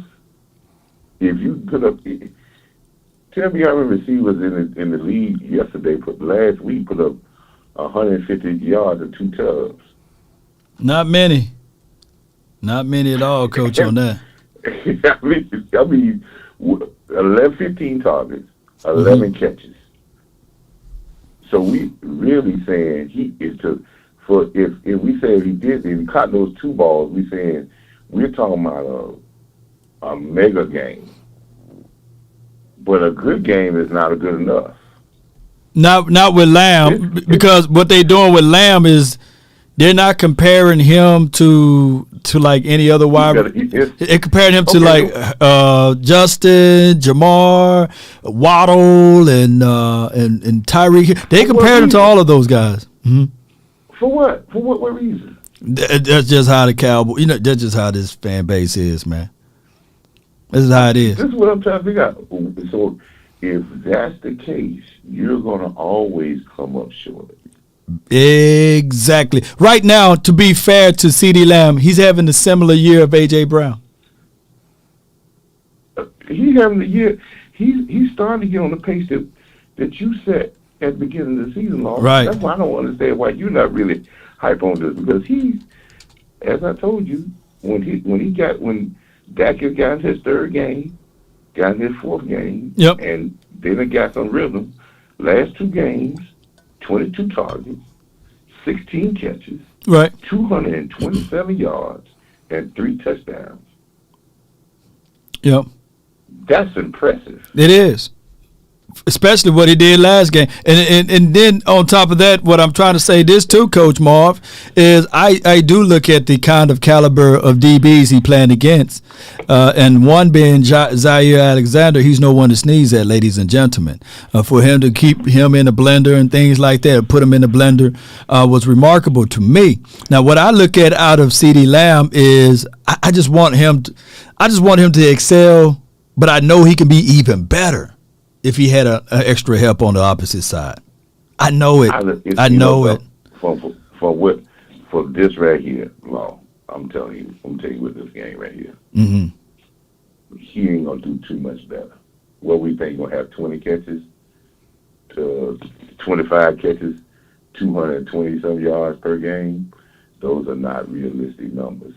This when you have 150 yards in the game and your quarterback you have a majority of your yards in the game, and you have 2 touchdowns and you have explosive plays, you have 3rd down plays, and it's like you said against another guy. If this was somebody else, we'll be gushing. We would be. And I'm not saying, and I'm gonna say this very quick. I'm not saying, and listen, and do not get me wrong with this. Yeah, but it comes back around the same thing I said about McCarthy Now we trying to jump on board. I've been on that. McCarthy is not the one of this, you know that. But anyway, McCarthy just need to move his weight around better. Maybe I would appreciate it more if he sit Kellen Moore down. I get it for the antics. He can't show up his coach on the sideline. But at some point we need to see, like he did call him out after week 1, right? And said my coordinator need to be smarter. I hope that silently he said that to Kellen Moore again. He should say, hey, remember what I said after week 1? Well, you don't put like that. Say this right quick. If it's ever a situation like that, you have to do that. That means you're not a head coach. If we talking about you got to do that type of stuff. That should already be established already. But anyway, what I'm saying about with CD Lamb, we just want him to continue to progress the thing. And as I said, I'm not saying Mark Cooper wasn't the number 1 receiver. To me, Mark Cooper was on and off. Right. But and that showed in Cleveland. We was gushing over him in Cleveland game with the Monday night game, and then the next week 3 catches, 3 targets. So let me ask you this though, Coach Marv. But that's and then he'll know that I ain't gonna ask you this. But let me ask you this though. Is CD Lamb still developing as a number 1 though? Fast. He's really close. Matter of fact, the last 2 games, the number 1 receiver numbers. Yeah. You ain't get no better than that. Yeah. You can't. If you can get better than that, you're talking about 200 yards. Right. And how many people doing that in a game? Yeah. Not many wideouts unless your name is Tyreek or 15 targets, and you catching 11. Yeah. But I appreciate you, Coach, man. Last game, he got 5. You are on the money with it. 80%. Yeah, he catching 80, but we gonna hold his feet to the fire though if he fool around and Dak Prescott target him and he's supposed to run a dig and he go post. But to CD Lamb defense, just take out the option routes though. Just take them out. Or these are one of the growing pains. Are you a fan of the option? I don't think y'all see it, Law. Talk to me, Coach. Talk to me, man. I don't think y'all don't see it. We're doing the same thing to CD Lamb that they do to Dak Prescott. Dak Prescott is the only quarterback they scrutinize every throw, and other quarterbacks make the same mistakes. CD Lamb made a mistake. I guarantee you got other people that made mistakes and got interceptions. I'm gonna look back at it though. We're holding CD. If we go hold him to the fire and say, well, he made a mistake, well, he made up for the mistake because he went and got him another touchdown after that. Yeah.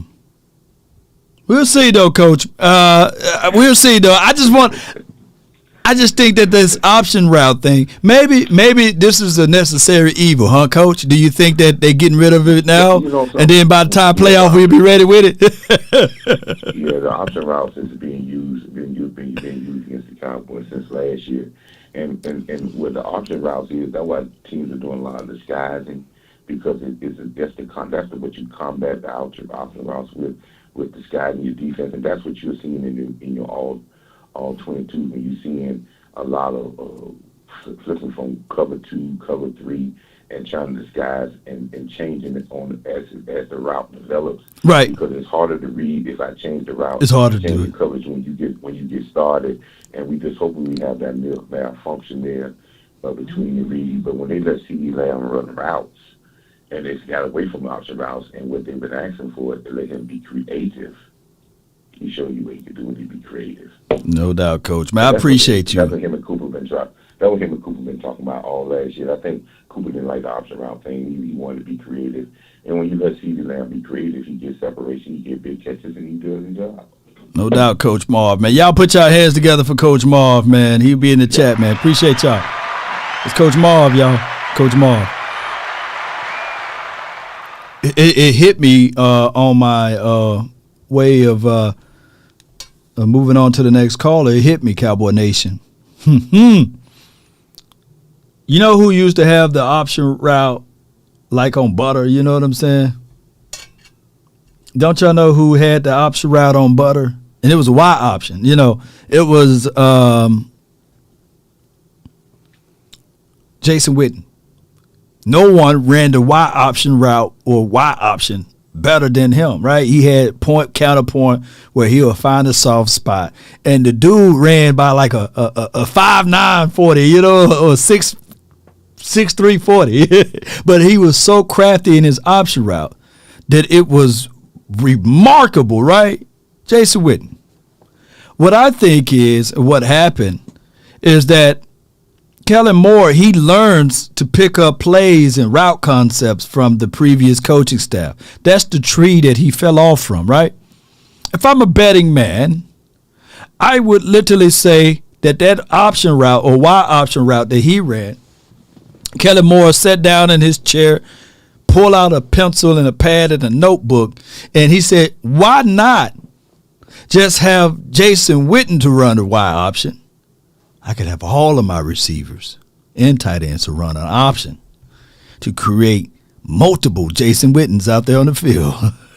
That's why he got this concept down, because he's trying to recreate that. I promise you, if all I need is just a few hours with Kellen Moore, like an interrogation room, you know what I'm saying? And if I can squeeze out all of the information from him, I promise you, that's where he got most of that concept from. All right, so from the 409, what's on your mind?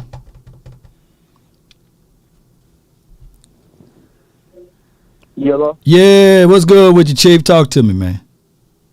Hey, my name Ryan. 14 years old. I've been watching the show for a little minute now. Okay.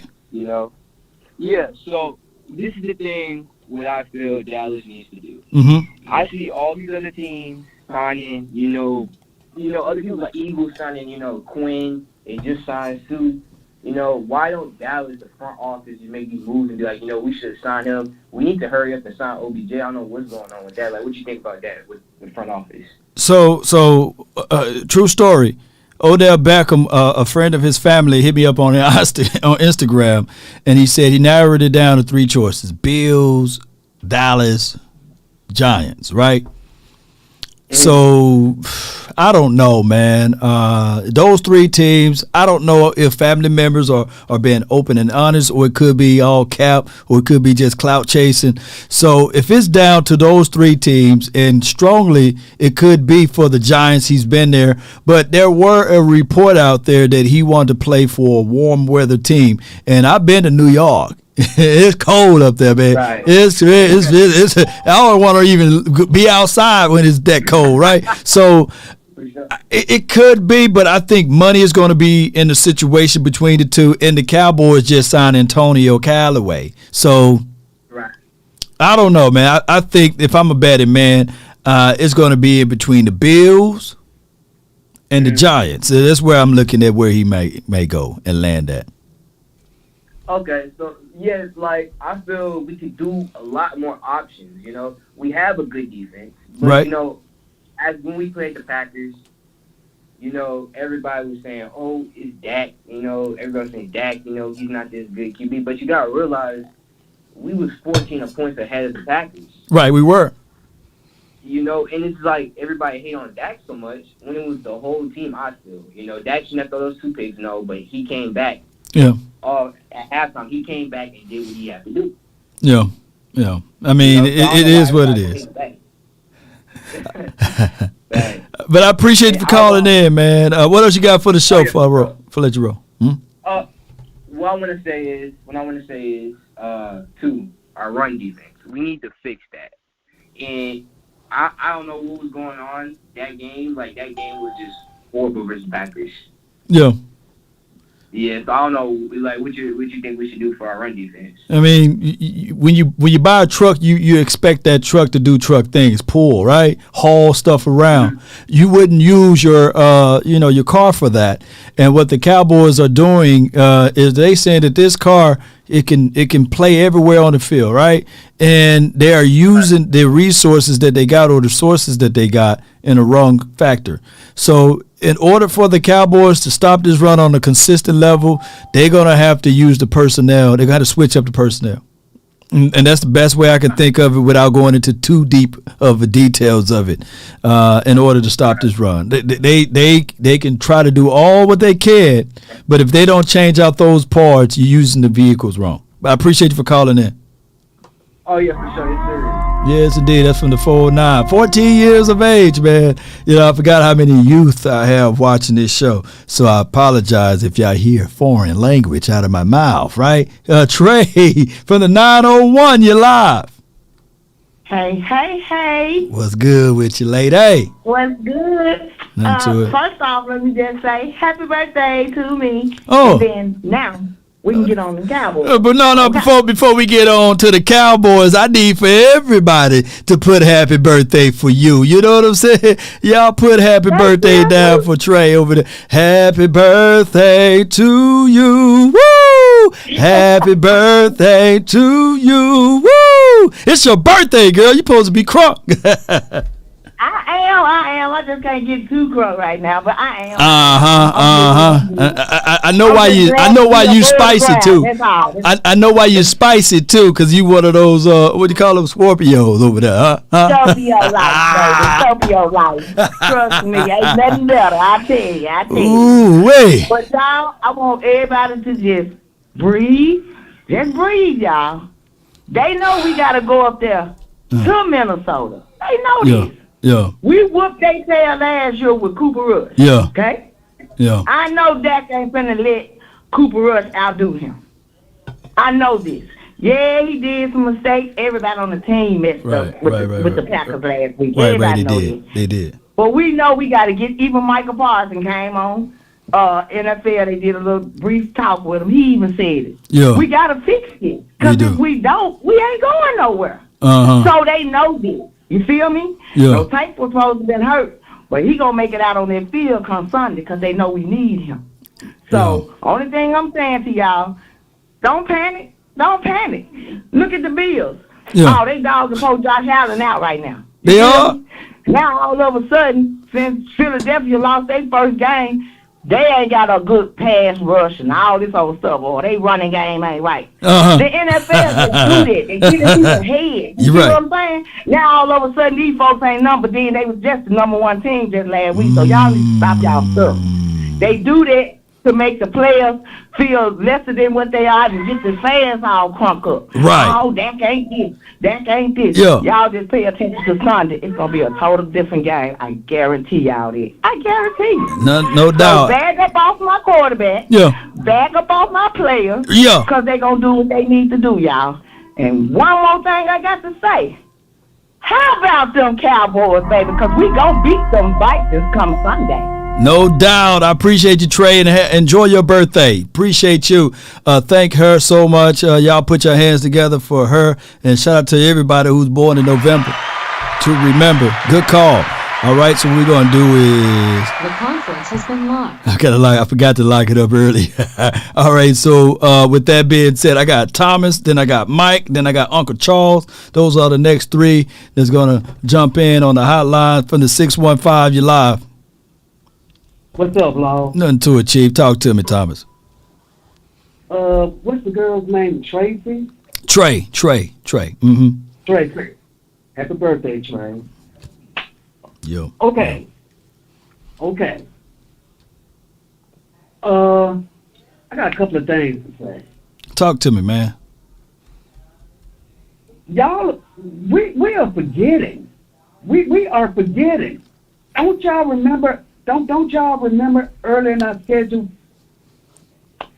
The teams that we played, we have played against top receivers, Cooper Kupp, Right. Jamil Chase. What did they do against us? They Nothing. sucked. They did nothing, you know. They sucked. They did. We had our game. We had our games of the year against them. Right. And if you think about it, we're going to do the same thing Sunday. Yeah, I'm going on record. I'm saying that. We're going to win Sunday. We are. Oh, okay. So I'm saying where you're going with it. So you saying that, yeah, we faced wide receivers like this before. Jamar Chase, T. Higgins, Cooper Kupp, you know what I'm saying? We faced wide receiver Mike Evans, even though they won, but we still faced wide receivers before. I think that what Christian Watson did, man, I think it was the stupidity of our defense playing man-to-man, leaving that man on an island who runs a 4-3, officially 4-3-6, something like that. So, yeah, if we stay focused, stop the run, force them to pass while we are in our cover 3 or zone coverage defense, we will be the team that we think we are and know we are. I appreciate you for this. And I think we're going to wake up. You're going to wake up. You just gotta be focused, and then on top of that, this will be a game that's inside a stadium, right? You know what I'm saying? A dome, you know. So I think that's going to play a degree too. You know, we're a dome team basically. Yeah, and then my last thing I got to say. Talk to me. You know, I've been hearing people in the chat talking about Billy got sued and all this and all that. Yep. My question is this. Is suing football shape. It's gonna take him a minute. It's gonna take him a minute. Yeah, my thing is, worry about our house. Don't worry about what's going on in Philly. No doubt. I appreciate you, Thomas, man. Great observation, man. Thank you for calling in. Thank you, sir. Good call from Thomas, man. I got a super chat from another Thomas. Thomas Williams says, we expect Lamb to be a pro and stop dropping balls and run the right routes. Stop babying this dudes. I feel you, and that's a good super chat. We are, man. We expect that Lamb to be that guy. Realistically, Thomas, I feel exactly where you're coming from. It's no excuse business. Hey, he was a first-round draft pick, and according to his peers, he is being graded by the Jamar Chases of the world and by the Justin Jeffersons. And the thing is, like with Coach Marv, I see where he's coming from. If we continue to try to compare someone, you know, I say this comparison is the robber and the thief of all joys, because not all teams are a run-first team, right? Or not all teams got the same quarterback or the same offensive coordinator or being utilized the same. One thing I can say about Jamar Chase, he's already had relations with Joe Burrow. They've been playing together forever, right?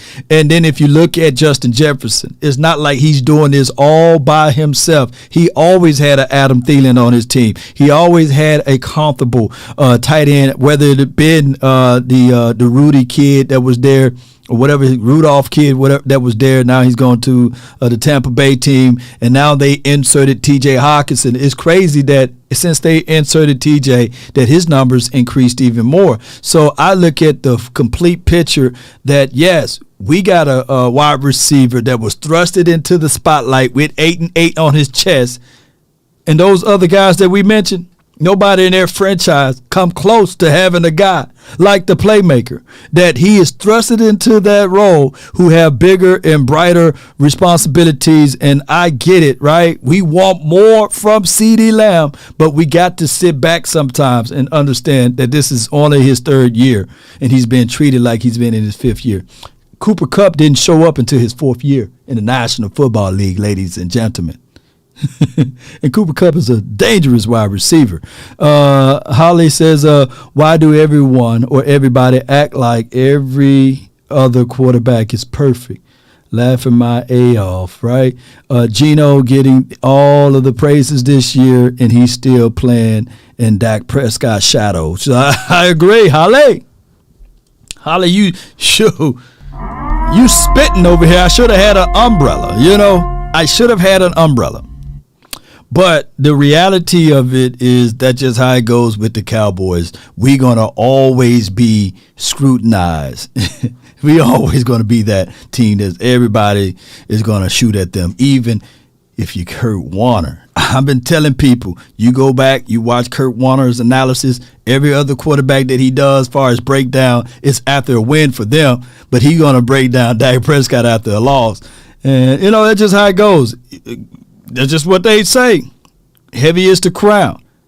It's objective analysis, but this is an analysis that you're going to have the wavery fan base to say, see, look at what the Hall of Famer is saying about the quarterback, right? It's just how it goes. Mike from the 757, you're live. Yo, what it do, Law? What it do, Law? All is well, man. So I'm just gonna keep it a stack, man. I'm with the last super chat about that CD Lamb. Yeah. I think we gave him long enough. Okay. He needs to change his number. He can't wear 88. That's a hell of a number, man. You know, that's a hell of a number, man.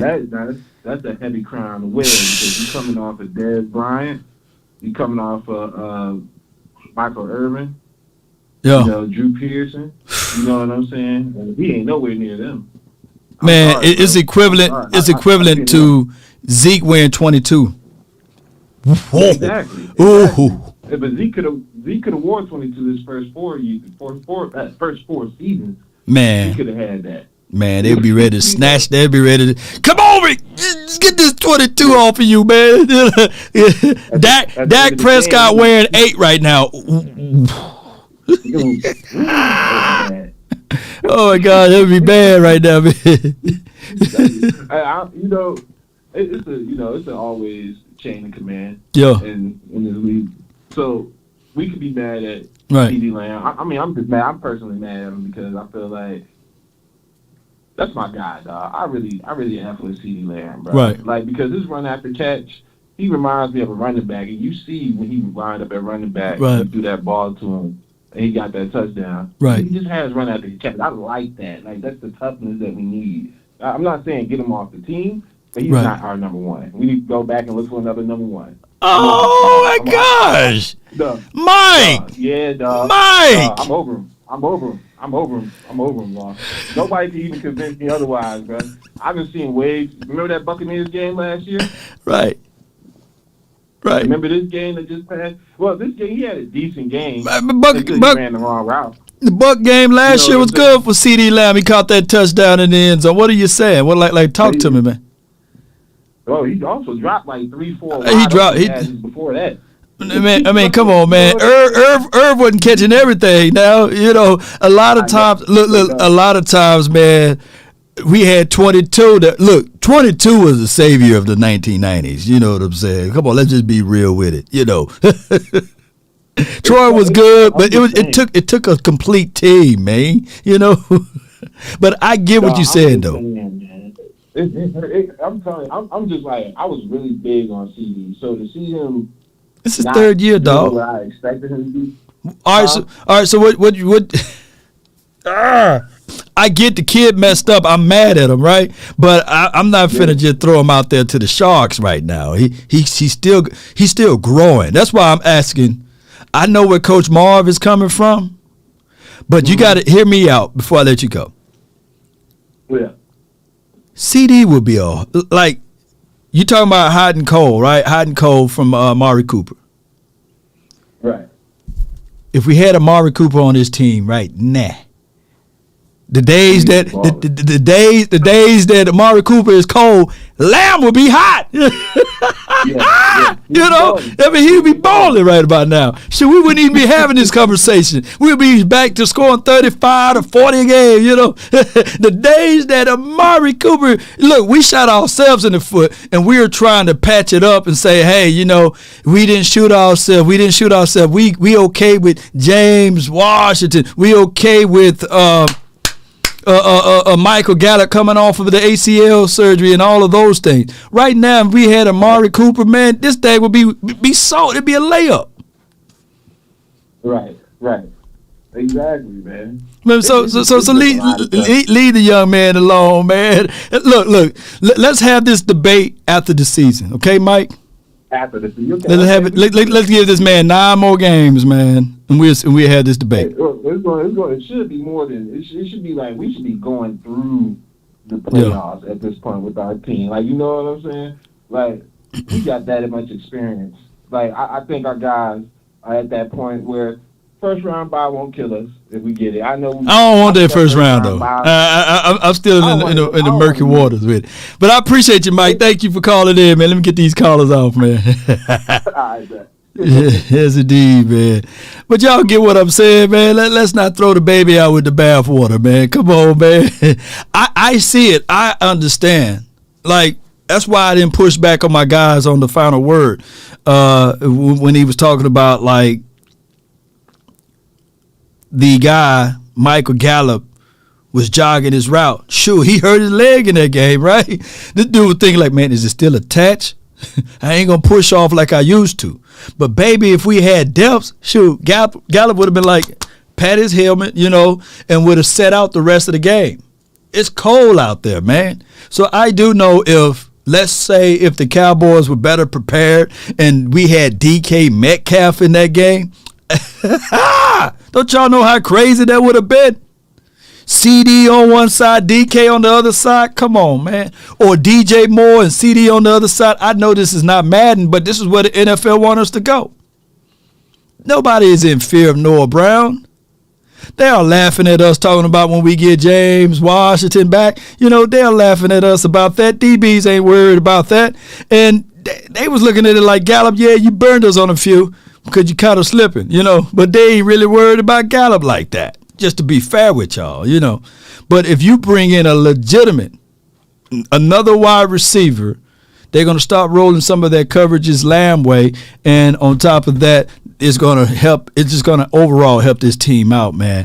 Richard Coleman says, Law, these fans need to come out of the past and live for now. I agree with Coach Marv. I ain't going to fight with you, Richard. Appreciate you for the super chat. Well, we got a few more super chats. Cowboys 1980. Appreciate you for the super chat. All right, appreciate him. That's 44 years of following this team. Paul says around a number of years.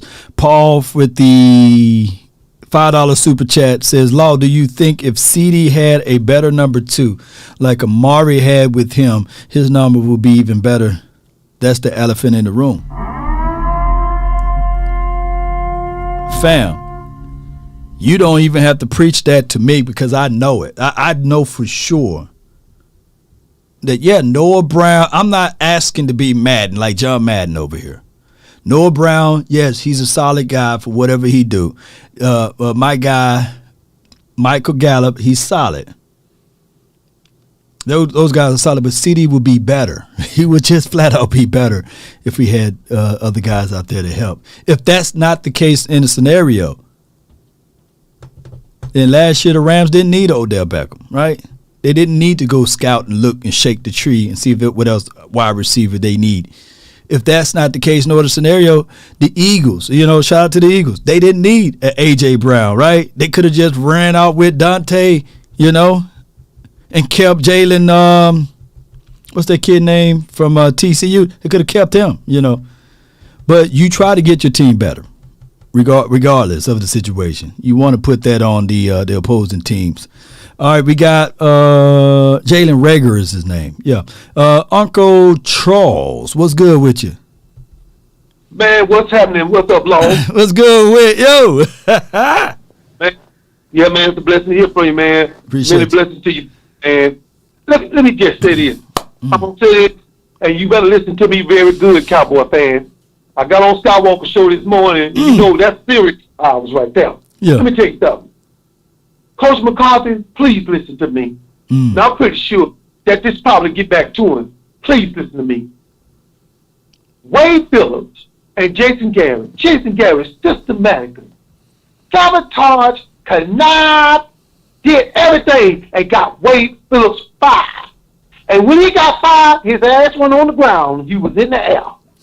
Mike McCarthy, if you keep letting Kellen Moore call these plays, and you're going to get fired. And we're going to be in a playoff game with them 2 minutes to go, and we losing by 2 touchdowns. And when the zeros hit the clock, your 12-17 ass is going to be going back to Arlington. And they're going to have a car outside with the door with the motor running. That means get in. And little boy going to give you a little letter while you in the car saying you fired. Let me tell you something, man. Mike McCarthy, if you don't take over calling these plays or corral Kellen Moore, I'm telling y'all, if I'm lying, I will come back on this show and apologize to every one of my brothers and sisters. If he don't get that playbook out of his hand, we're done. We're cooked. Let me explain something to you. We all have relationships. And it's a way to talk to your spouse. It's a way to talk to your boyfriend, your girlfriend, or even your significant other. My mama had a ritual. Every time my daddy left out that door, she said, hey, Charles, get me a Snickers and a Pepsi. All right.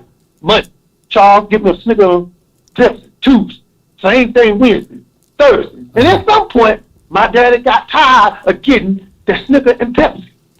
He said, Charles, get me a Snickers and Pepsi when you go to the store. I said, Dad, what's wrong? Your mom want me to go get her some candy and Pepsi and drink. And then all of a sudden, my daddy got off the next day. He usually get home at 15 to 4.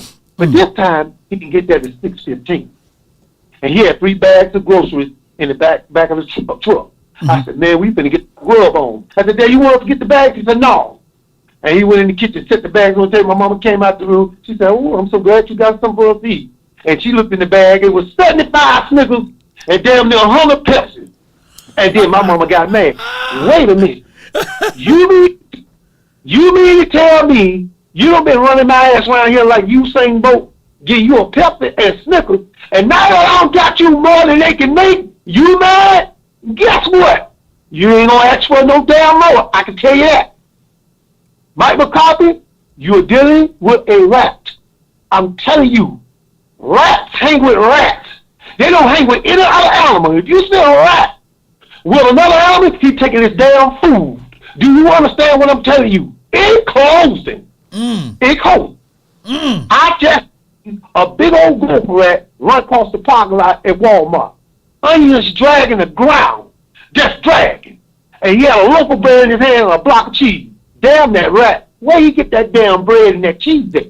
That's what I want to know. Inquiring minds want to know. And that's all I got to say, Lord. Appreciate it, baby. Man, that story there should be in the archives as a wonderful, unique story. And it hit me. Like rats only hang with rats, right? You know, unless you're Master Splinter, you're raising some turtles. A rat will only hang with some rats. And the conspiracy talk is prevalent. You know, the Cowboys. The Cowboys get blown out 45-6 against the Green Bay Packers. It was a terrible situation for us. And then we win the next few games. All of a sudden, the offense changed, the defense changed when Jason Garrett becomes the head coach. And it's crazy altogether when you really contextualize it, right? And since that time frame, I believe that Wade Phillips been into 3 Super Bowls since that time frame. 3 Super Bowls since he left Dallas, right? As the coordinator, I think he won 1 of the 3 or 2 out of the 3. But there goes to show you that I always came with the belief, this is my thoughts right here, from the Jones family. They handled that situation terribly, you know, because for one, they gave, and this is facts right here, this is not a conspiracy situation. They gave both of those guys, the head coach and the offensive coordinator, the same bag, the same amount of money, coins, when all he had to do is that I'm looking at the temperaments and the understanding of Coach Wade is to be honest and say, man, we like you, man, but right there is who we want to be our head coach, the youth. The young one. All they had to do is make Jason Garrett the head coach and kept Wade as the defensive coordinator. Just think about it, Cowboy Nation. We wouldn't have had all of this crazy stabbing in the back, shaming, you know. We wouldn't have had all of this different philosophies. We were chasing. Like the moment we got rid of Wade, the defense went way down. The solution was right in the building. Shame. Shame. Shame. Because there's nobody that can out-argue this point right here. Wade Phillips is a hell of a defensive coordinator. He went to multiple Super Bowls since he left Dallas.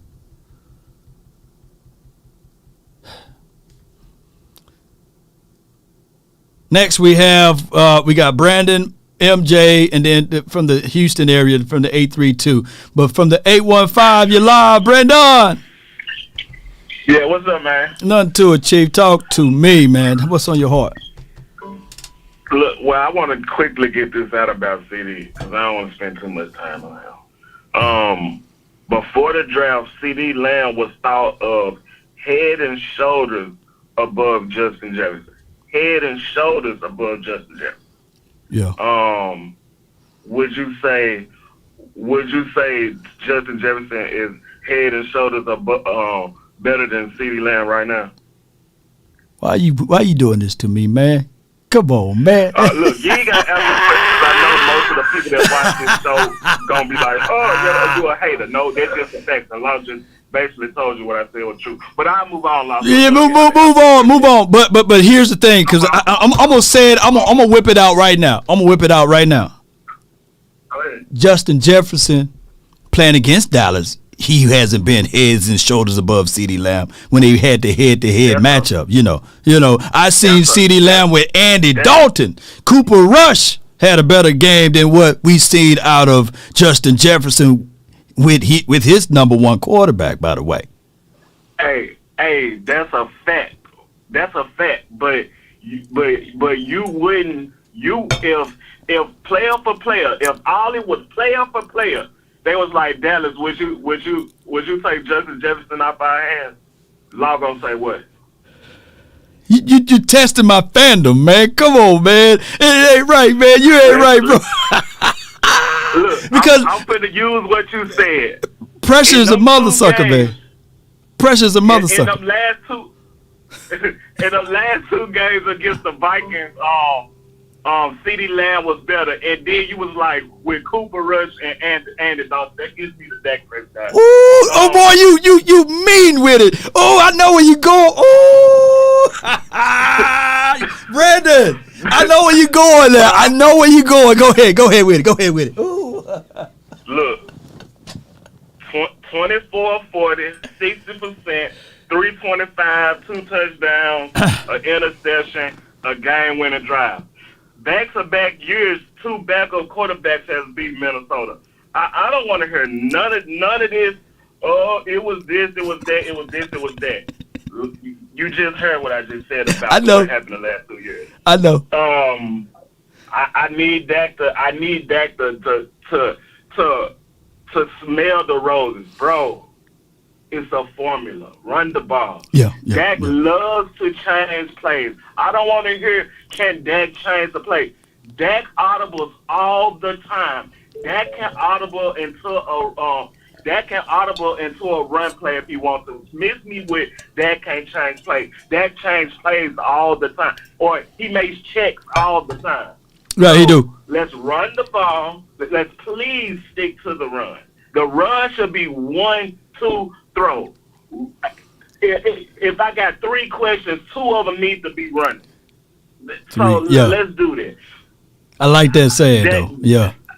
You on point, man. They giving you praises in the chat, man. They said, damn, the caller got a point. Hey, a lot of people giving you praises. So what I need to do is, in this game, because we know it's not really Lamb versus Justin Jefferson, but it will be Lamb versus Justin. It's just how it is. When it used to be back in the days, Rice versus Irving when they play each other, and we understand that it's not a true battle because of the differences there, but it will be pointed out, right? So this would be a game that I'm looking for my Lamb to outshine Justin Jefferson, because no one really talked about that game. Justin Jefferson, the 2 games that he played against us, he was playing basketball with the football. He dropped a lot of passes, but nobody talking about that because he heard those footsteps coming. Yeah. But see, we got what I'm gonna say. We got the all pro at corner now, so I understand. Yeah. But with that Jerry Rice and Michael Irvin, you consider both of them as dogs. We do. Now, with CD and Justin Jefferson, it's only one dog in that bunch, and I'm gonna let anybody else figure out who that dog is. Wow. We need this game to be won. Like, I like CD. It's a market for CD. CD got a really cool catching name, and and he played for the Cowboys, so somebody he gonna be okay, but he not a top dog. That's a fact, man. Come on, we don't have to. Okay, if Amari Cooper was on the team right now, would CeeDee Lamb be the number 1 or number 2? Oh my God! We need Dak to stick. I ain't gonna answer that. To stick to the game plan, man. Yeah, run the ball, man. Open it up, make it one-on-ones, and then from right here, it's gonna be a good game. This should be a good game. It will be no outside element that will be in the way, right? Perfect weather, perfect conditions. It should be it should be no excuses. I'm following you, I need to see a good game. I need to see a good game from both teams. I don't want to have they 8-1, we 6-3. This is a must-win game for us. This is a must-win game for them if they want to stay in the race for the number 1 seed. And if we just want to stay into the possibilities of playing in the playoffs, we got to win this game. So it should be a must-see TV. I appreciate you for calling in, fam. But hold on before you go. Mm-hmm. Would Lamb be considered a dog if he get 2 tubs, 128 yards, with probably like 10 or 11 catches in this game? Would you consider him a dog? Would you give him that? I would say Lamb had a good game. I need consistency. The last 2 years, before I go, check the tape. How many 100-yard games last year, this year combined? How many 100-yard games have CD had? How about them Cowboys? I love Law Nation. I love dropping facts, even though some people might not like it. How about them Cowboys, Law? I love the show. Man, appreciate you, man. It's my guy, Brandon, man. I see that y'all. I see that y'all giving some graces to my guy, man, and I need for Lamb to show up, man. I got a lot on the line, man. Y'all heard what I had for the start of the season, I betted all of those guys on the final word, right, of what Lamb would do this year. I said that he would have an equivalency of what Dez Bryant did in his 3rd year with the Dallas Cowboys. What was it, 2013, right? That was Dez's 3rd year? Was that Dez's 3rd year? Let me pull it up. Or was it 2012? Y'all help me out. Let me pull it up. And this is what I have as far as the expectations. What year was Dez Bryant 3rd year?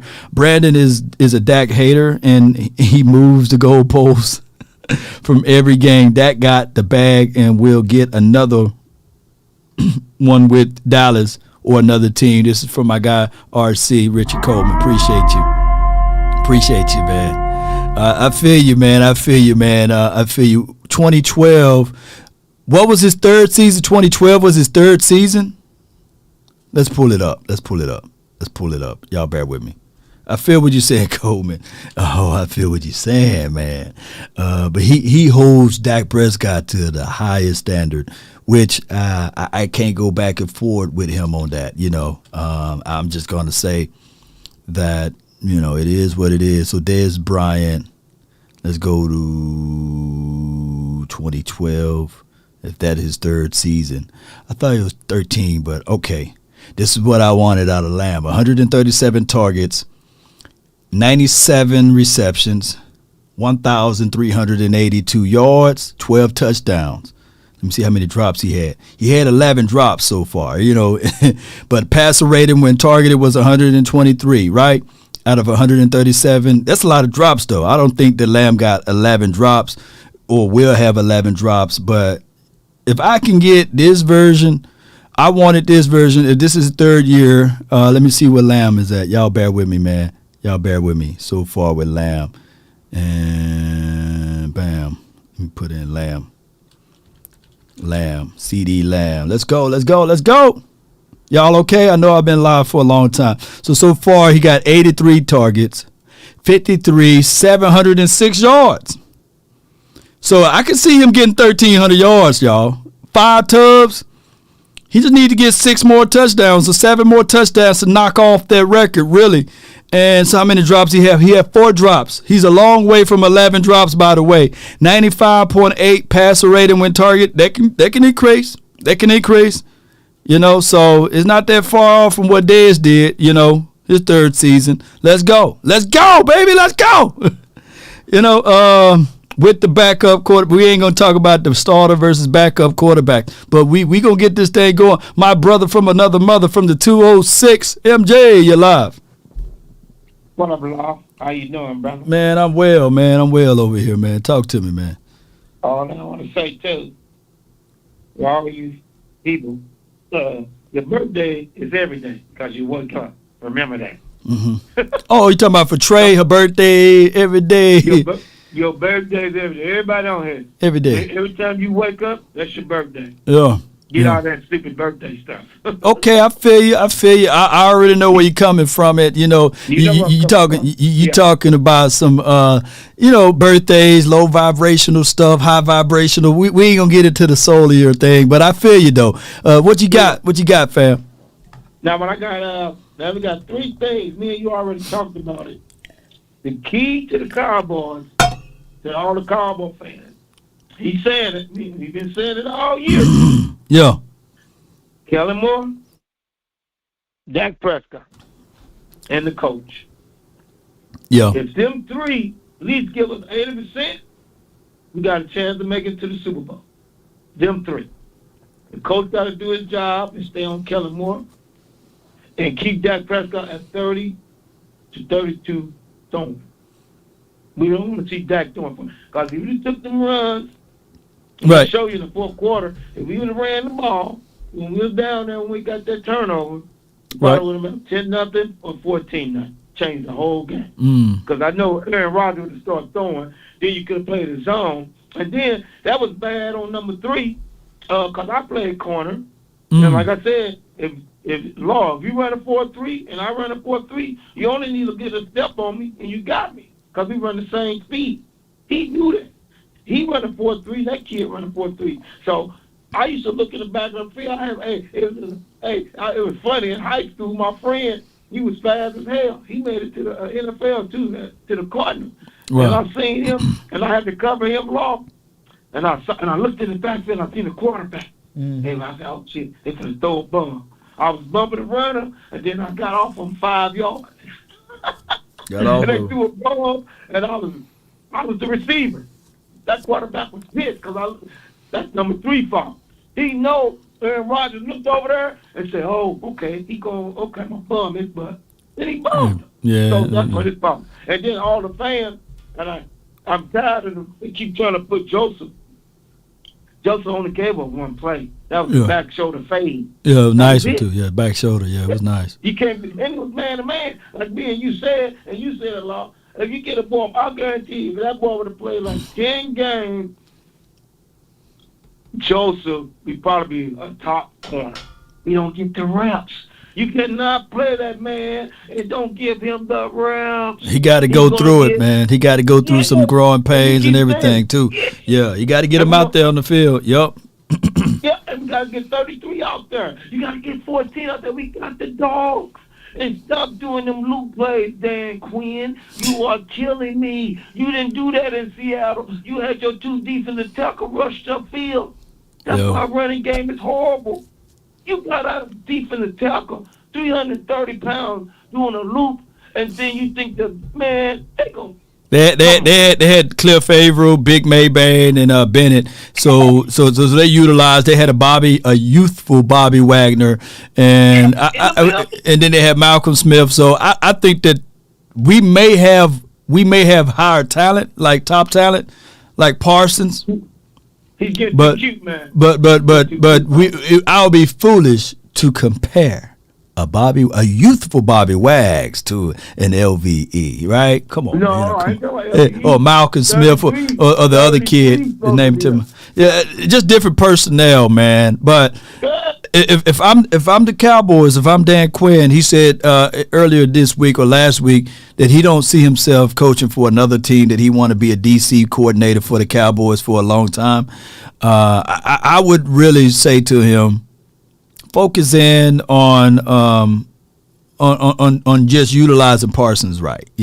Stop using the man everywhere and get you I like Malik Turner. I mean, like Malik Hooker, I meant to say, but he ain't a young Earl. You know what I'm saying? When they had Earl, still right? young, but Malik played. Shame on him. He ain't a young Earl though. Going across the middle to that receiver. He should have been right there. Because Joseph passed him off to him. He looked something like, my God, for real, bro. And everybody, then I hear him on the break. Right. You ball the whole man. I don't need to play Joseph. All them guys trying to blame Joseph. Yeah. No, bro. Yeah. If Joseph getting beat every week for 20 and 30 yard bombs, then cut it. No doubt. Okay. And one more thing before I let you roll, man. And Richard Sherman, that joke will come down and field too. He ain't like Diggs though, but I feel you though. I feel you on everything that you mentioned today. I thank you so much for calling in, MJ. Let me hear you say it before I let you roll, man. And all I want to say, how about them Cowboys? Let's go. We need this win. We can't lose. Let's get it, man. Let's get it. Let's get it. We must. Yes, sir. But y'all get what I'm saying. Shout out to you. Let me read out the super chat I had. My guy Scott, shout out to him. He says you got to feature your best guys, right? This system don't do that. My God, Irvin featured, Dez was featured, T.O. was featured. Since Jason Garrett until now, we don't feature the hot guys. I feel you on that, man. We don't feature the high guys. In Kellen Moore's system, this is a system that we use by committee. So, to that point there, that's why he don't know what to do with Cavante Turpin. Shoot. I would at least say Cavante Turpin on him.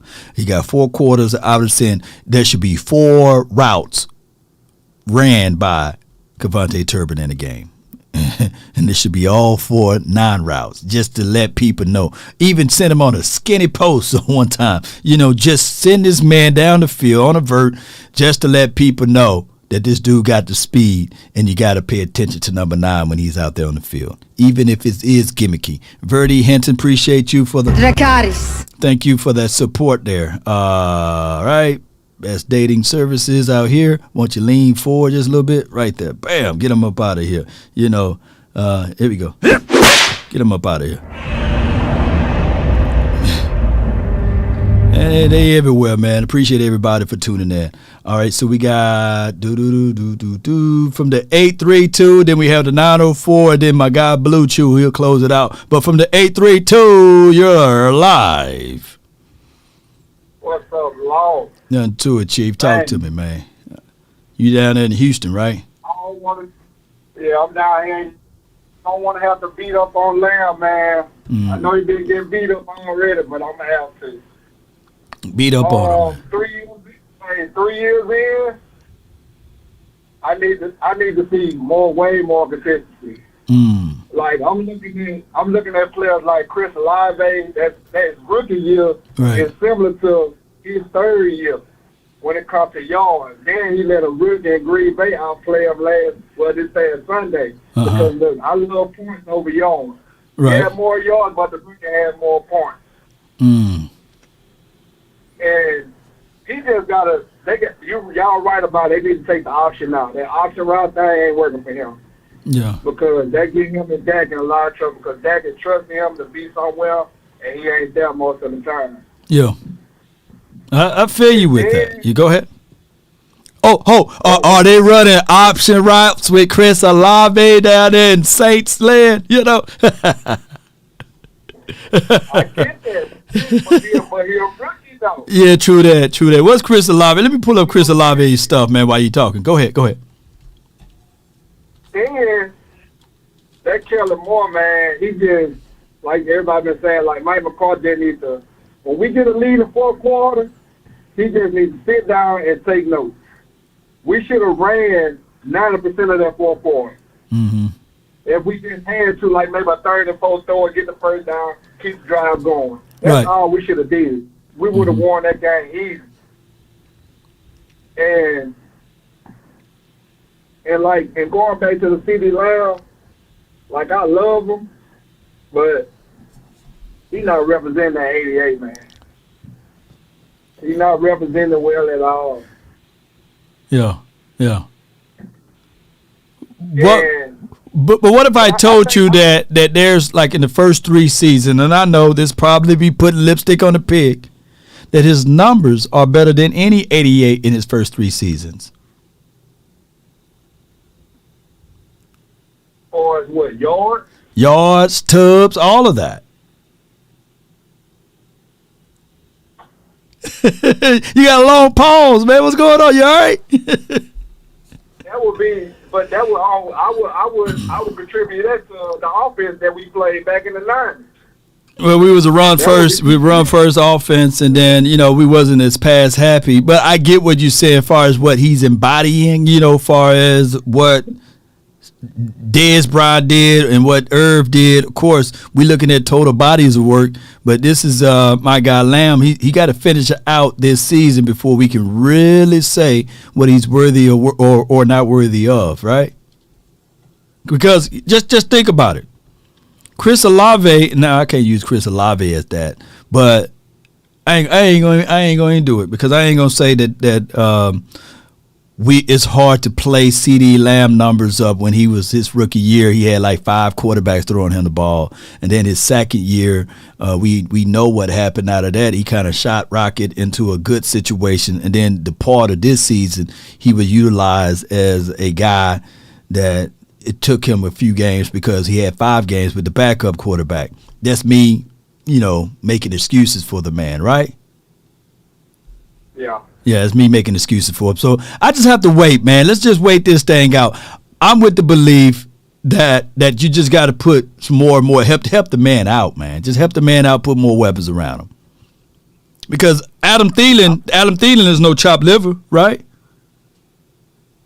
Yeah, I believe. And Justin Jefferson, they got weapons to help them boys out. Go ahead. Well, Chris Olave don't. Jarvis Landry over there. Is Jarvis Landry still playing? Is he chopped liver? Let me see what Jarvis Landry been doing. Jarvis Landry ain't the Miami Jarvis Landry. Or the Cleveland, or the Cleveland Jarvis. Or that either. He's similar to what we getting out of Michael Gallup. He's similar to that. Let me see what he got over there because I haven't even really. Yeah, he terrible. 18 receptions for 205. Well, I guess that's all they got over there. What's the Saints record, man? I don't want to be the Saints. I don't think they winning anything over there. I don't want to just have numbers just to be having numbers. That's why I'm saying, like, I want him to be that guy. Like, I want him to have that catch like Dez had. I want him to do what Moore did from Carolina the other week. Like, I want him to be that guy. Well, like, that's why he got that 18 on. He's supposed to be that playmaker. Like, he's supposed to get us over the top. Anyway, I want him to do what Justin Jefferson did last Sunday on that 4th and 18. Right. Like, that's the kind of guy that we need him to be the counterpart. Like, we put him in that role, he needs to be that guy. Like, he can't be just letting that out there to hang. Well, let's see how this thing goes. Look, we got a lot of games left, man. I get it. I'm not finna sell the kid off. He made some mistakes. He should be getting spit upon from the coach, but at this point, I'm not finna throw the baby out with the bathwater. I still believe that CeeDee Lamb got a lot of talent in him, and we just need to correct it, give him some more stern and hard coaching, and get him up out of some of those option routes, right, in the middle of the field, and let's see what he can do. I would like for the Cowboys to utilize Lamb on some end rounds, get him early, get him started early, right? But let's see, man. Let's give the man some chances, man. Not everybody burned up Zaire Alexander, by the way, who's a stud out there as the DB, and we saw that last game, right? So we'll see what Lamb can do, man, down the stretch. I appreciate you for calling in, though. Yeah, man, but look, Cowboys to the day I die. How about them Cowboys? How about them, man? Appreciate you. That's a good call from 832, man, down there in Houston, man. Graham says, appreciate you, man, so much, man. He says, Law, You just need to start hanging the phone up on people saying the CD Lamb shouldn't be wearing 88. He ain't following nobody's footsteps but his own. I get that though, Grim. I appreciate you for that. But my thing is, I'm not finna just hang up on people because I'm trying to give them a little educational tool, right? But also, I get what you're saying. But the expectations when you put 8 and 8 on your chest will be that you got to perform like 8 and 8, right? Like 88. It would have been a different story. It would have been a different story. Because I can hear if we had like Twitter and all of these groups out here, MySpace, Black Planet, Facebook, and all of that, Instagram, Snapchat, in 1989, in 1990, in 1991, they would have been crucified. Troy Aikman, if they would have gave 12 to Troy, right? They would have been like, hold on, how dare the Cowboys put 12 on his back? How horrible he is, Take that 12 off of him, right? So I get it, though. Expectations should always be high when you wearing legacy numbers. I'm glad that Troy was able to create his own space.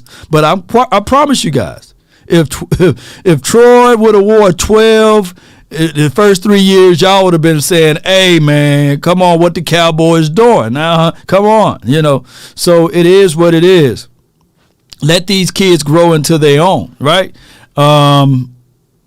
Let's go with my guy. We got DT, and then we have Blue Chew.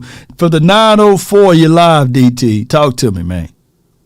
Man, it's a blessing talking to you, and it's a blessing that we got your show. Appreciate you, man. Appreciate you. I saw you the other day when you went off, and I was on. If I'd have had a shotgun, I'd have blew my 70-inch off the damn wall. Yeah. Blew it off the wall. But let me say this. Cowboy people, Cowboy Nation, leave CD Lamb alone. Yeah. He is a good receiver. First of all, you got to look at his offensive coordinator and Dak, what they've been working with. Yeah. If you think he that bad and they let him go, man, imagine if he was up there in New England. Well, imagine he's up there with Belichick. Yeah. He blew everybody away. So leave him alone. And the only reason why he got 88 is that was Jerry's way of telling Dez, ain't no way in the hell you coming back. Right. You ain't coming back here. That's the old song. Hit the road, Jack. Don't you come back no more. You know that song. Yeah. And you said something earlier. If you was a betting man, you would bet Odell Beckham would be going to New York. Yeah. If I was a betting man, because I was born and raised in Newark, New Jersey, but I retired from the Navy here in Jacksonville. Oh, he coming to Jacksonville. He coming to Dallas. Ain't no taxes. There's taxes in Texas. You know that. That New Jersey is, I think, the worst over California as far as taxes. He said in the last few years, why would you go up there and give half your money, talk to Sam? No, he coming here. He coming here. And the last thing, if we run that, all we got to do is run the damn ball. Right. We got 3 outstanding, not just 2, 3 good running backs. And ain't nobody fumbling. All we got to do is wear that defense down. Don't let the offense on the field. Yeah. Don't let them on the field. And Kirk's going to give us 1 or 2. He gonna give us 2, man. He gonna give us 2. And we just gotta take them. We gotta just take 1. Huh? He's gonna give us at least 2, but we just gotta take them, though. Yeah. But he ain't never beat Dak. He never beat Dak. Wow. And Cooper too last year, but we did good. But I'm telling you, leave CeeDee Lamb alone. He's gonna be all right. We get to the playoffs and we go further. We ain't gotta worry about Kellen Moore no more. Because they'd be trying to get him to be some head coach somewhere. Some full team pick him up for head coach, and then we get a new offensive coordinator. Right. And I like what Dan Quinn said about he want to stay there. He don't want to go to another team. Yeah, he said that. Yeah. That's because of Will Greer. Am I saying, is that the name right? Will McClay? Yeah. That's because of Will Greer. He go out and get what he want. Will McClay. Yeah. Why would you want to go to another team and put up with more headaches? Yeah. Yep. And last, happy birthday to the Lady T. Yeah. I don't want to mess her name up. Trey. Yeah. Trey. Yeah. Happy birthday. Madam T, happy birthday, and wish you many more. Mm-hmm. No doubt. Oh, how about them Cowboys? How about them? Appreciate you. Thank you. All right. Yep. Yes, indeed. My guy said he would have had that gun. He would have shot some things down. And I feel him on that. Last but not least, man, we've been having some great conversations about this, and I thank you guys for your time, your services with me over here, and I appreciate y'all so much, man. Can y'all do me a huge favor?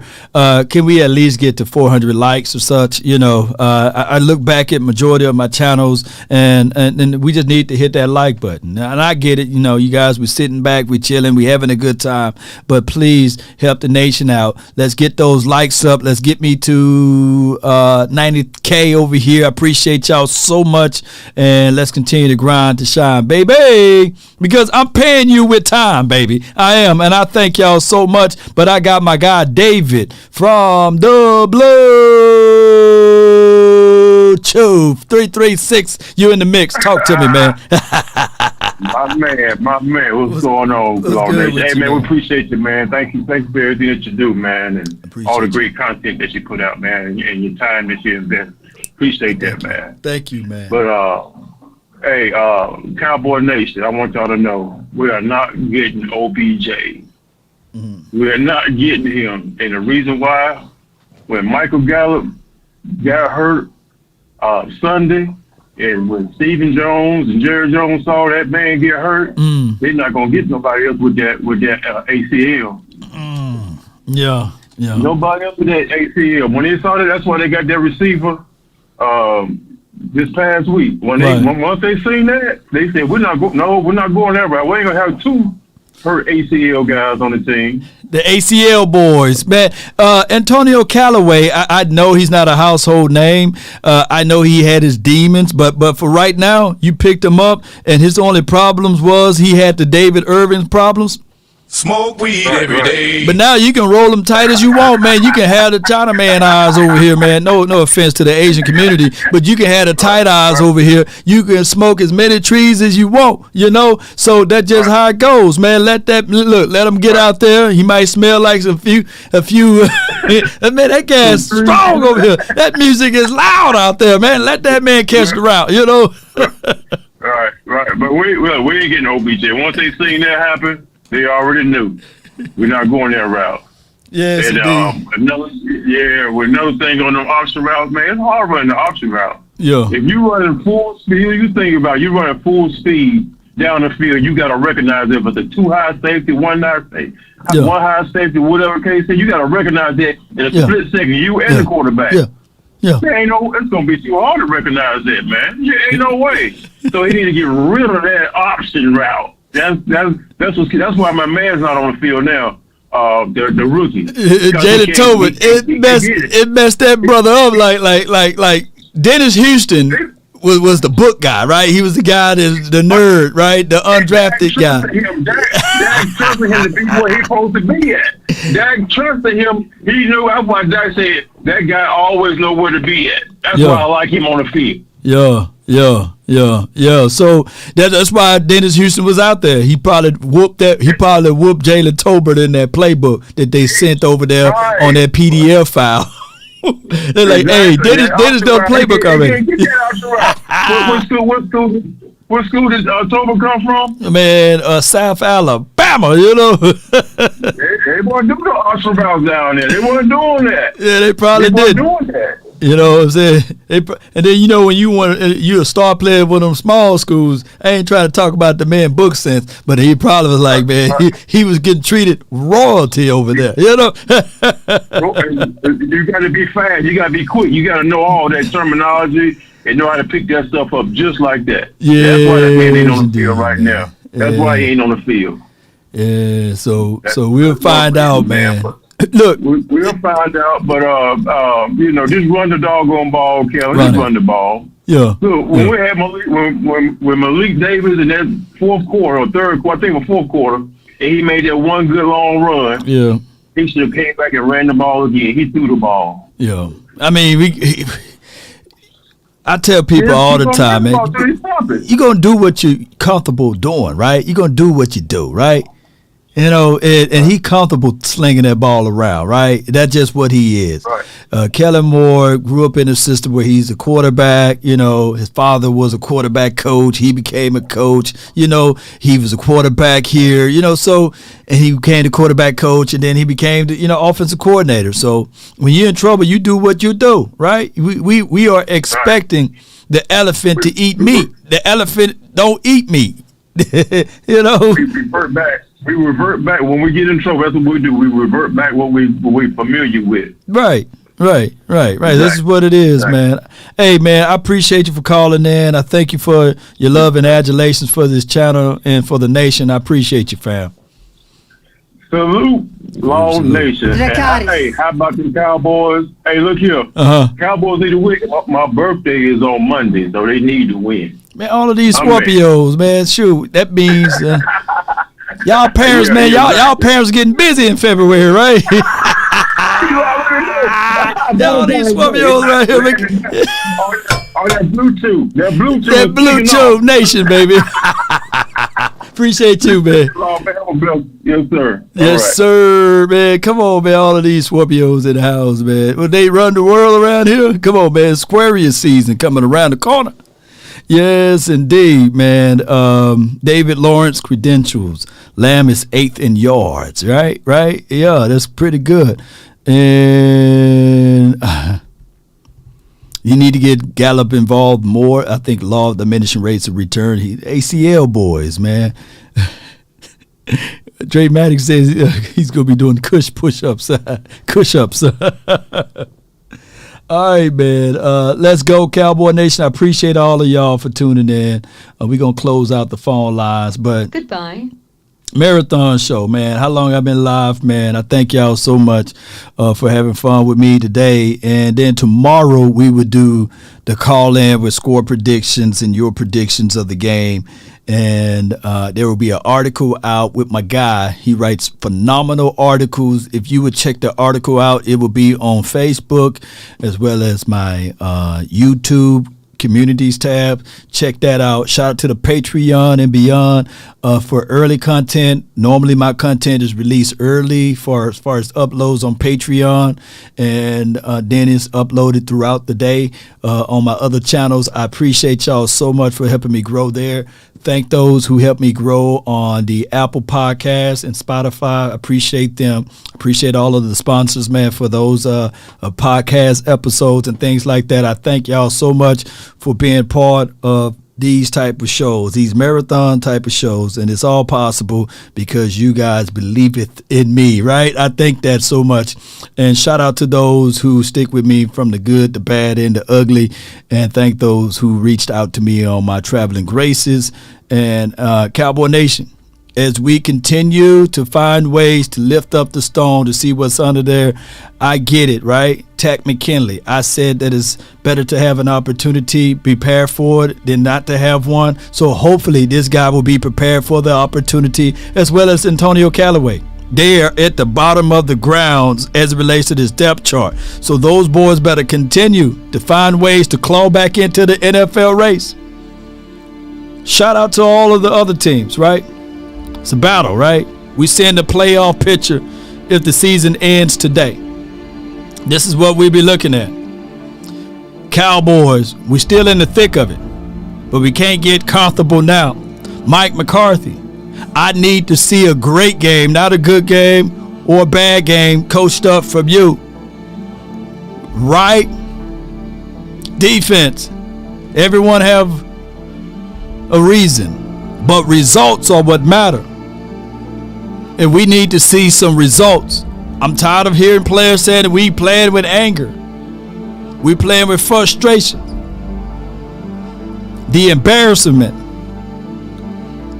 of allowing back-to-back games of 200 yards on the ground. Seal those gaps up. Play like your hair is on fire. If the Cowboys need a motivator, reach out to Eric Thomas or reach out to Law Thomas. Reach out to me. We need somebody with a voice in there to be ready to run through a brick wall, to climb the highest mountain, right? To conquer. I like what Jim Rohn said, when the end comes for me, let it find me conquering a new mountain, not sliding down an old one. Well, newsflash, Cowboy Nation, this new mountain should be, we're not going to have any turnovers. We're not going to point the finger. You got 3 pointing back at you. So if a guy runs a dig when he's supposed to run a post, and then you see 3 defenders, nothing wrong with using those Mississippi State legs, Dak Prescott. When you went and used resources to give Jason Peters on this team, there's not should be a situation of him riding the bench, put him out there on the field, right? Time out for all of these excuses. News flash, write this down. If you're looking for excuses, you will find it. It'll be at your door with a 3-piece suit, sharp dressed. And no matter how you look for it, excuses will find you if you're looking for it.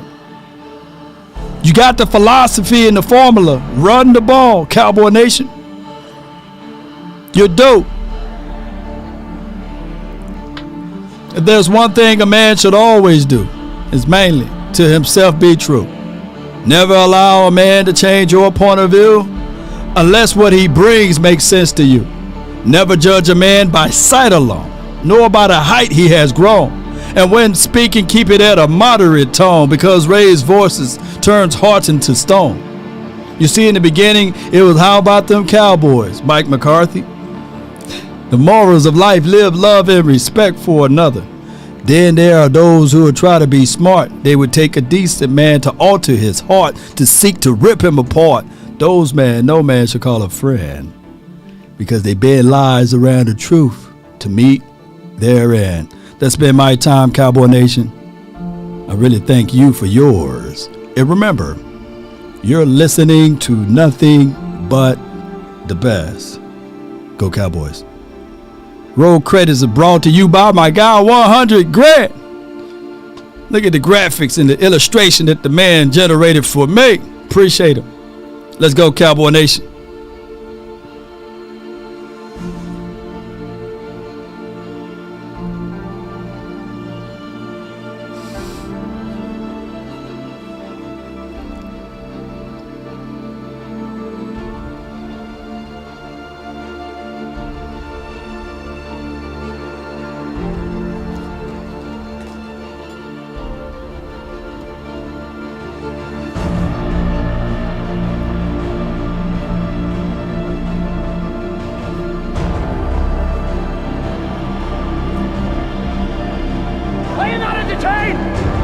Are you not entertained?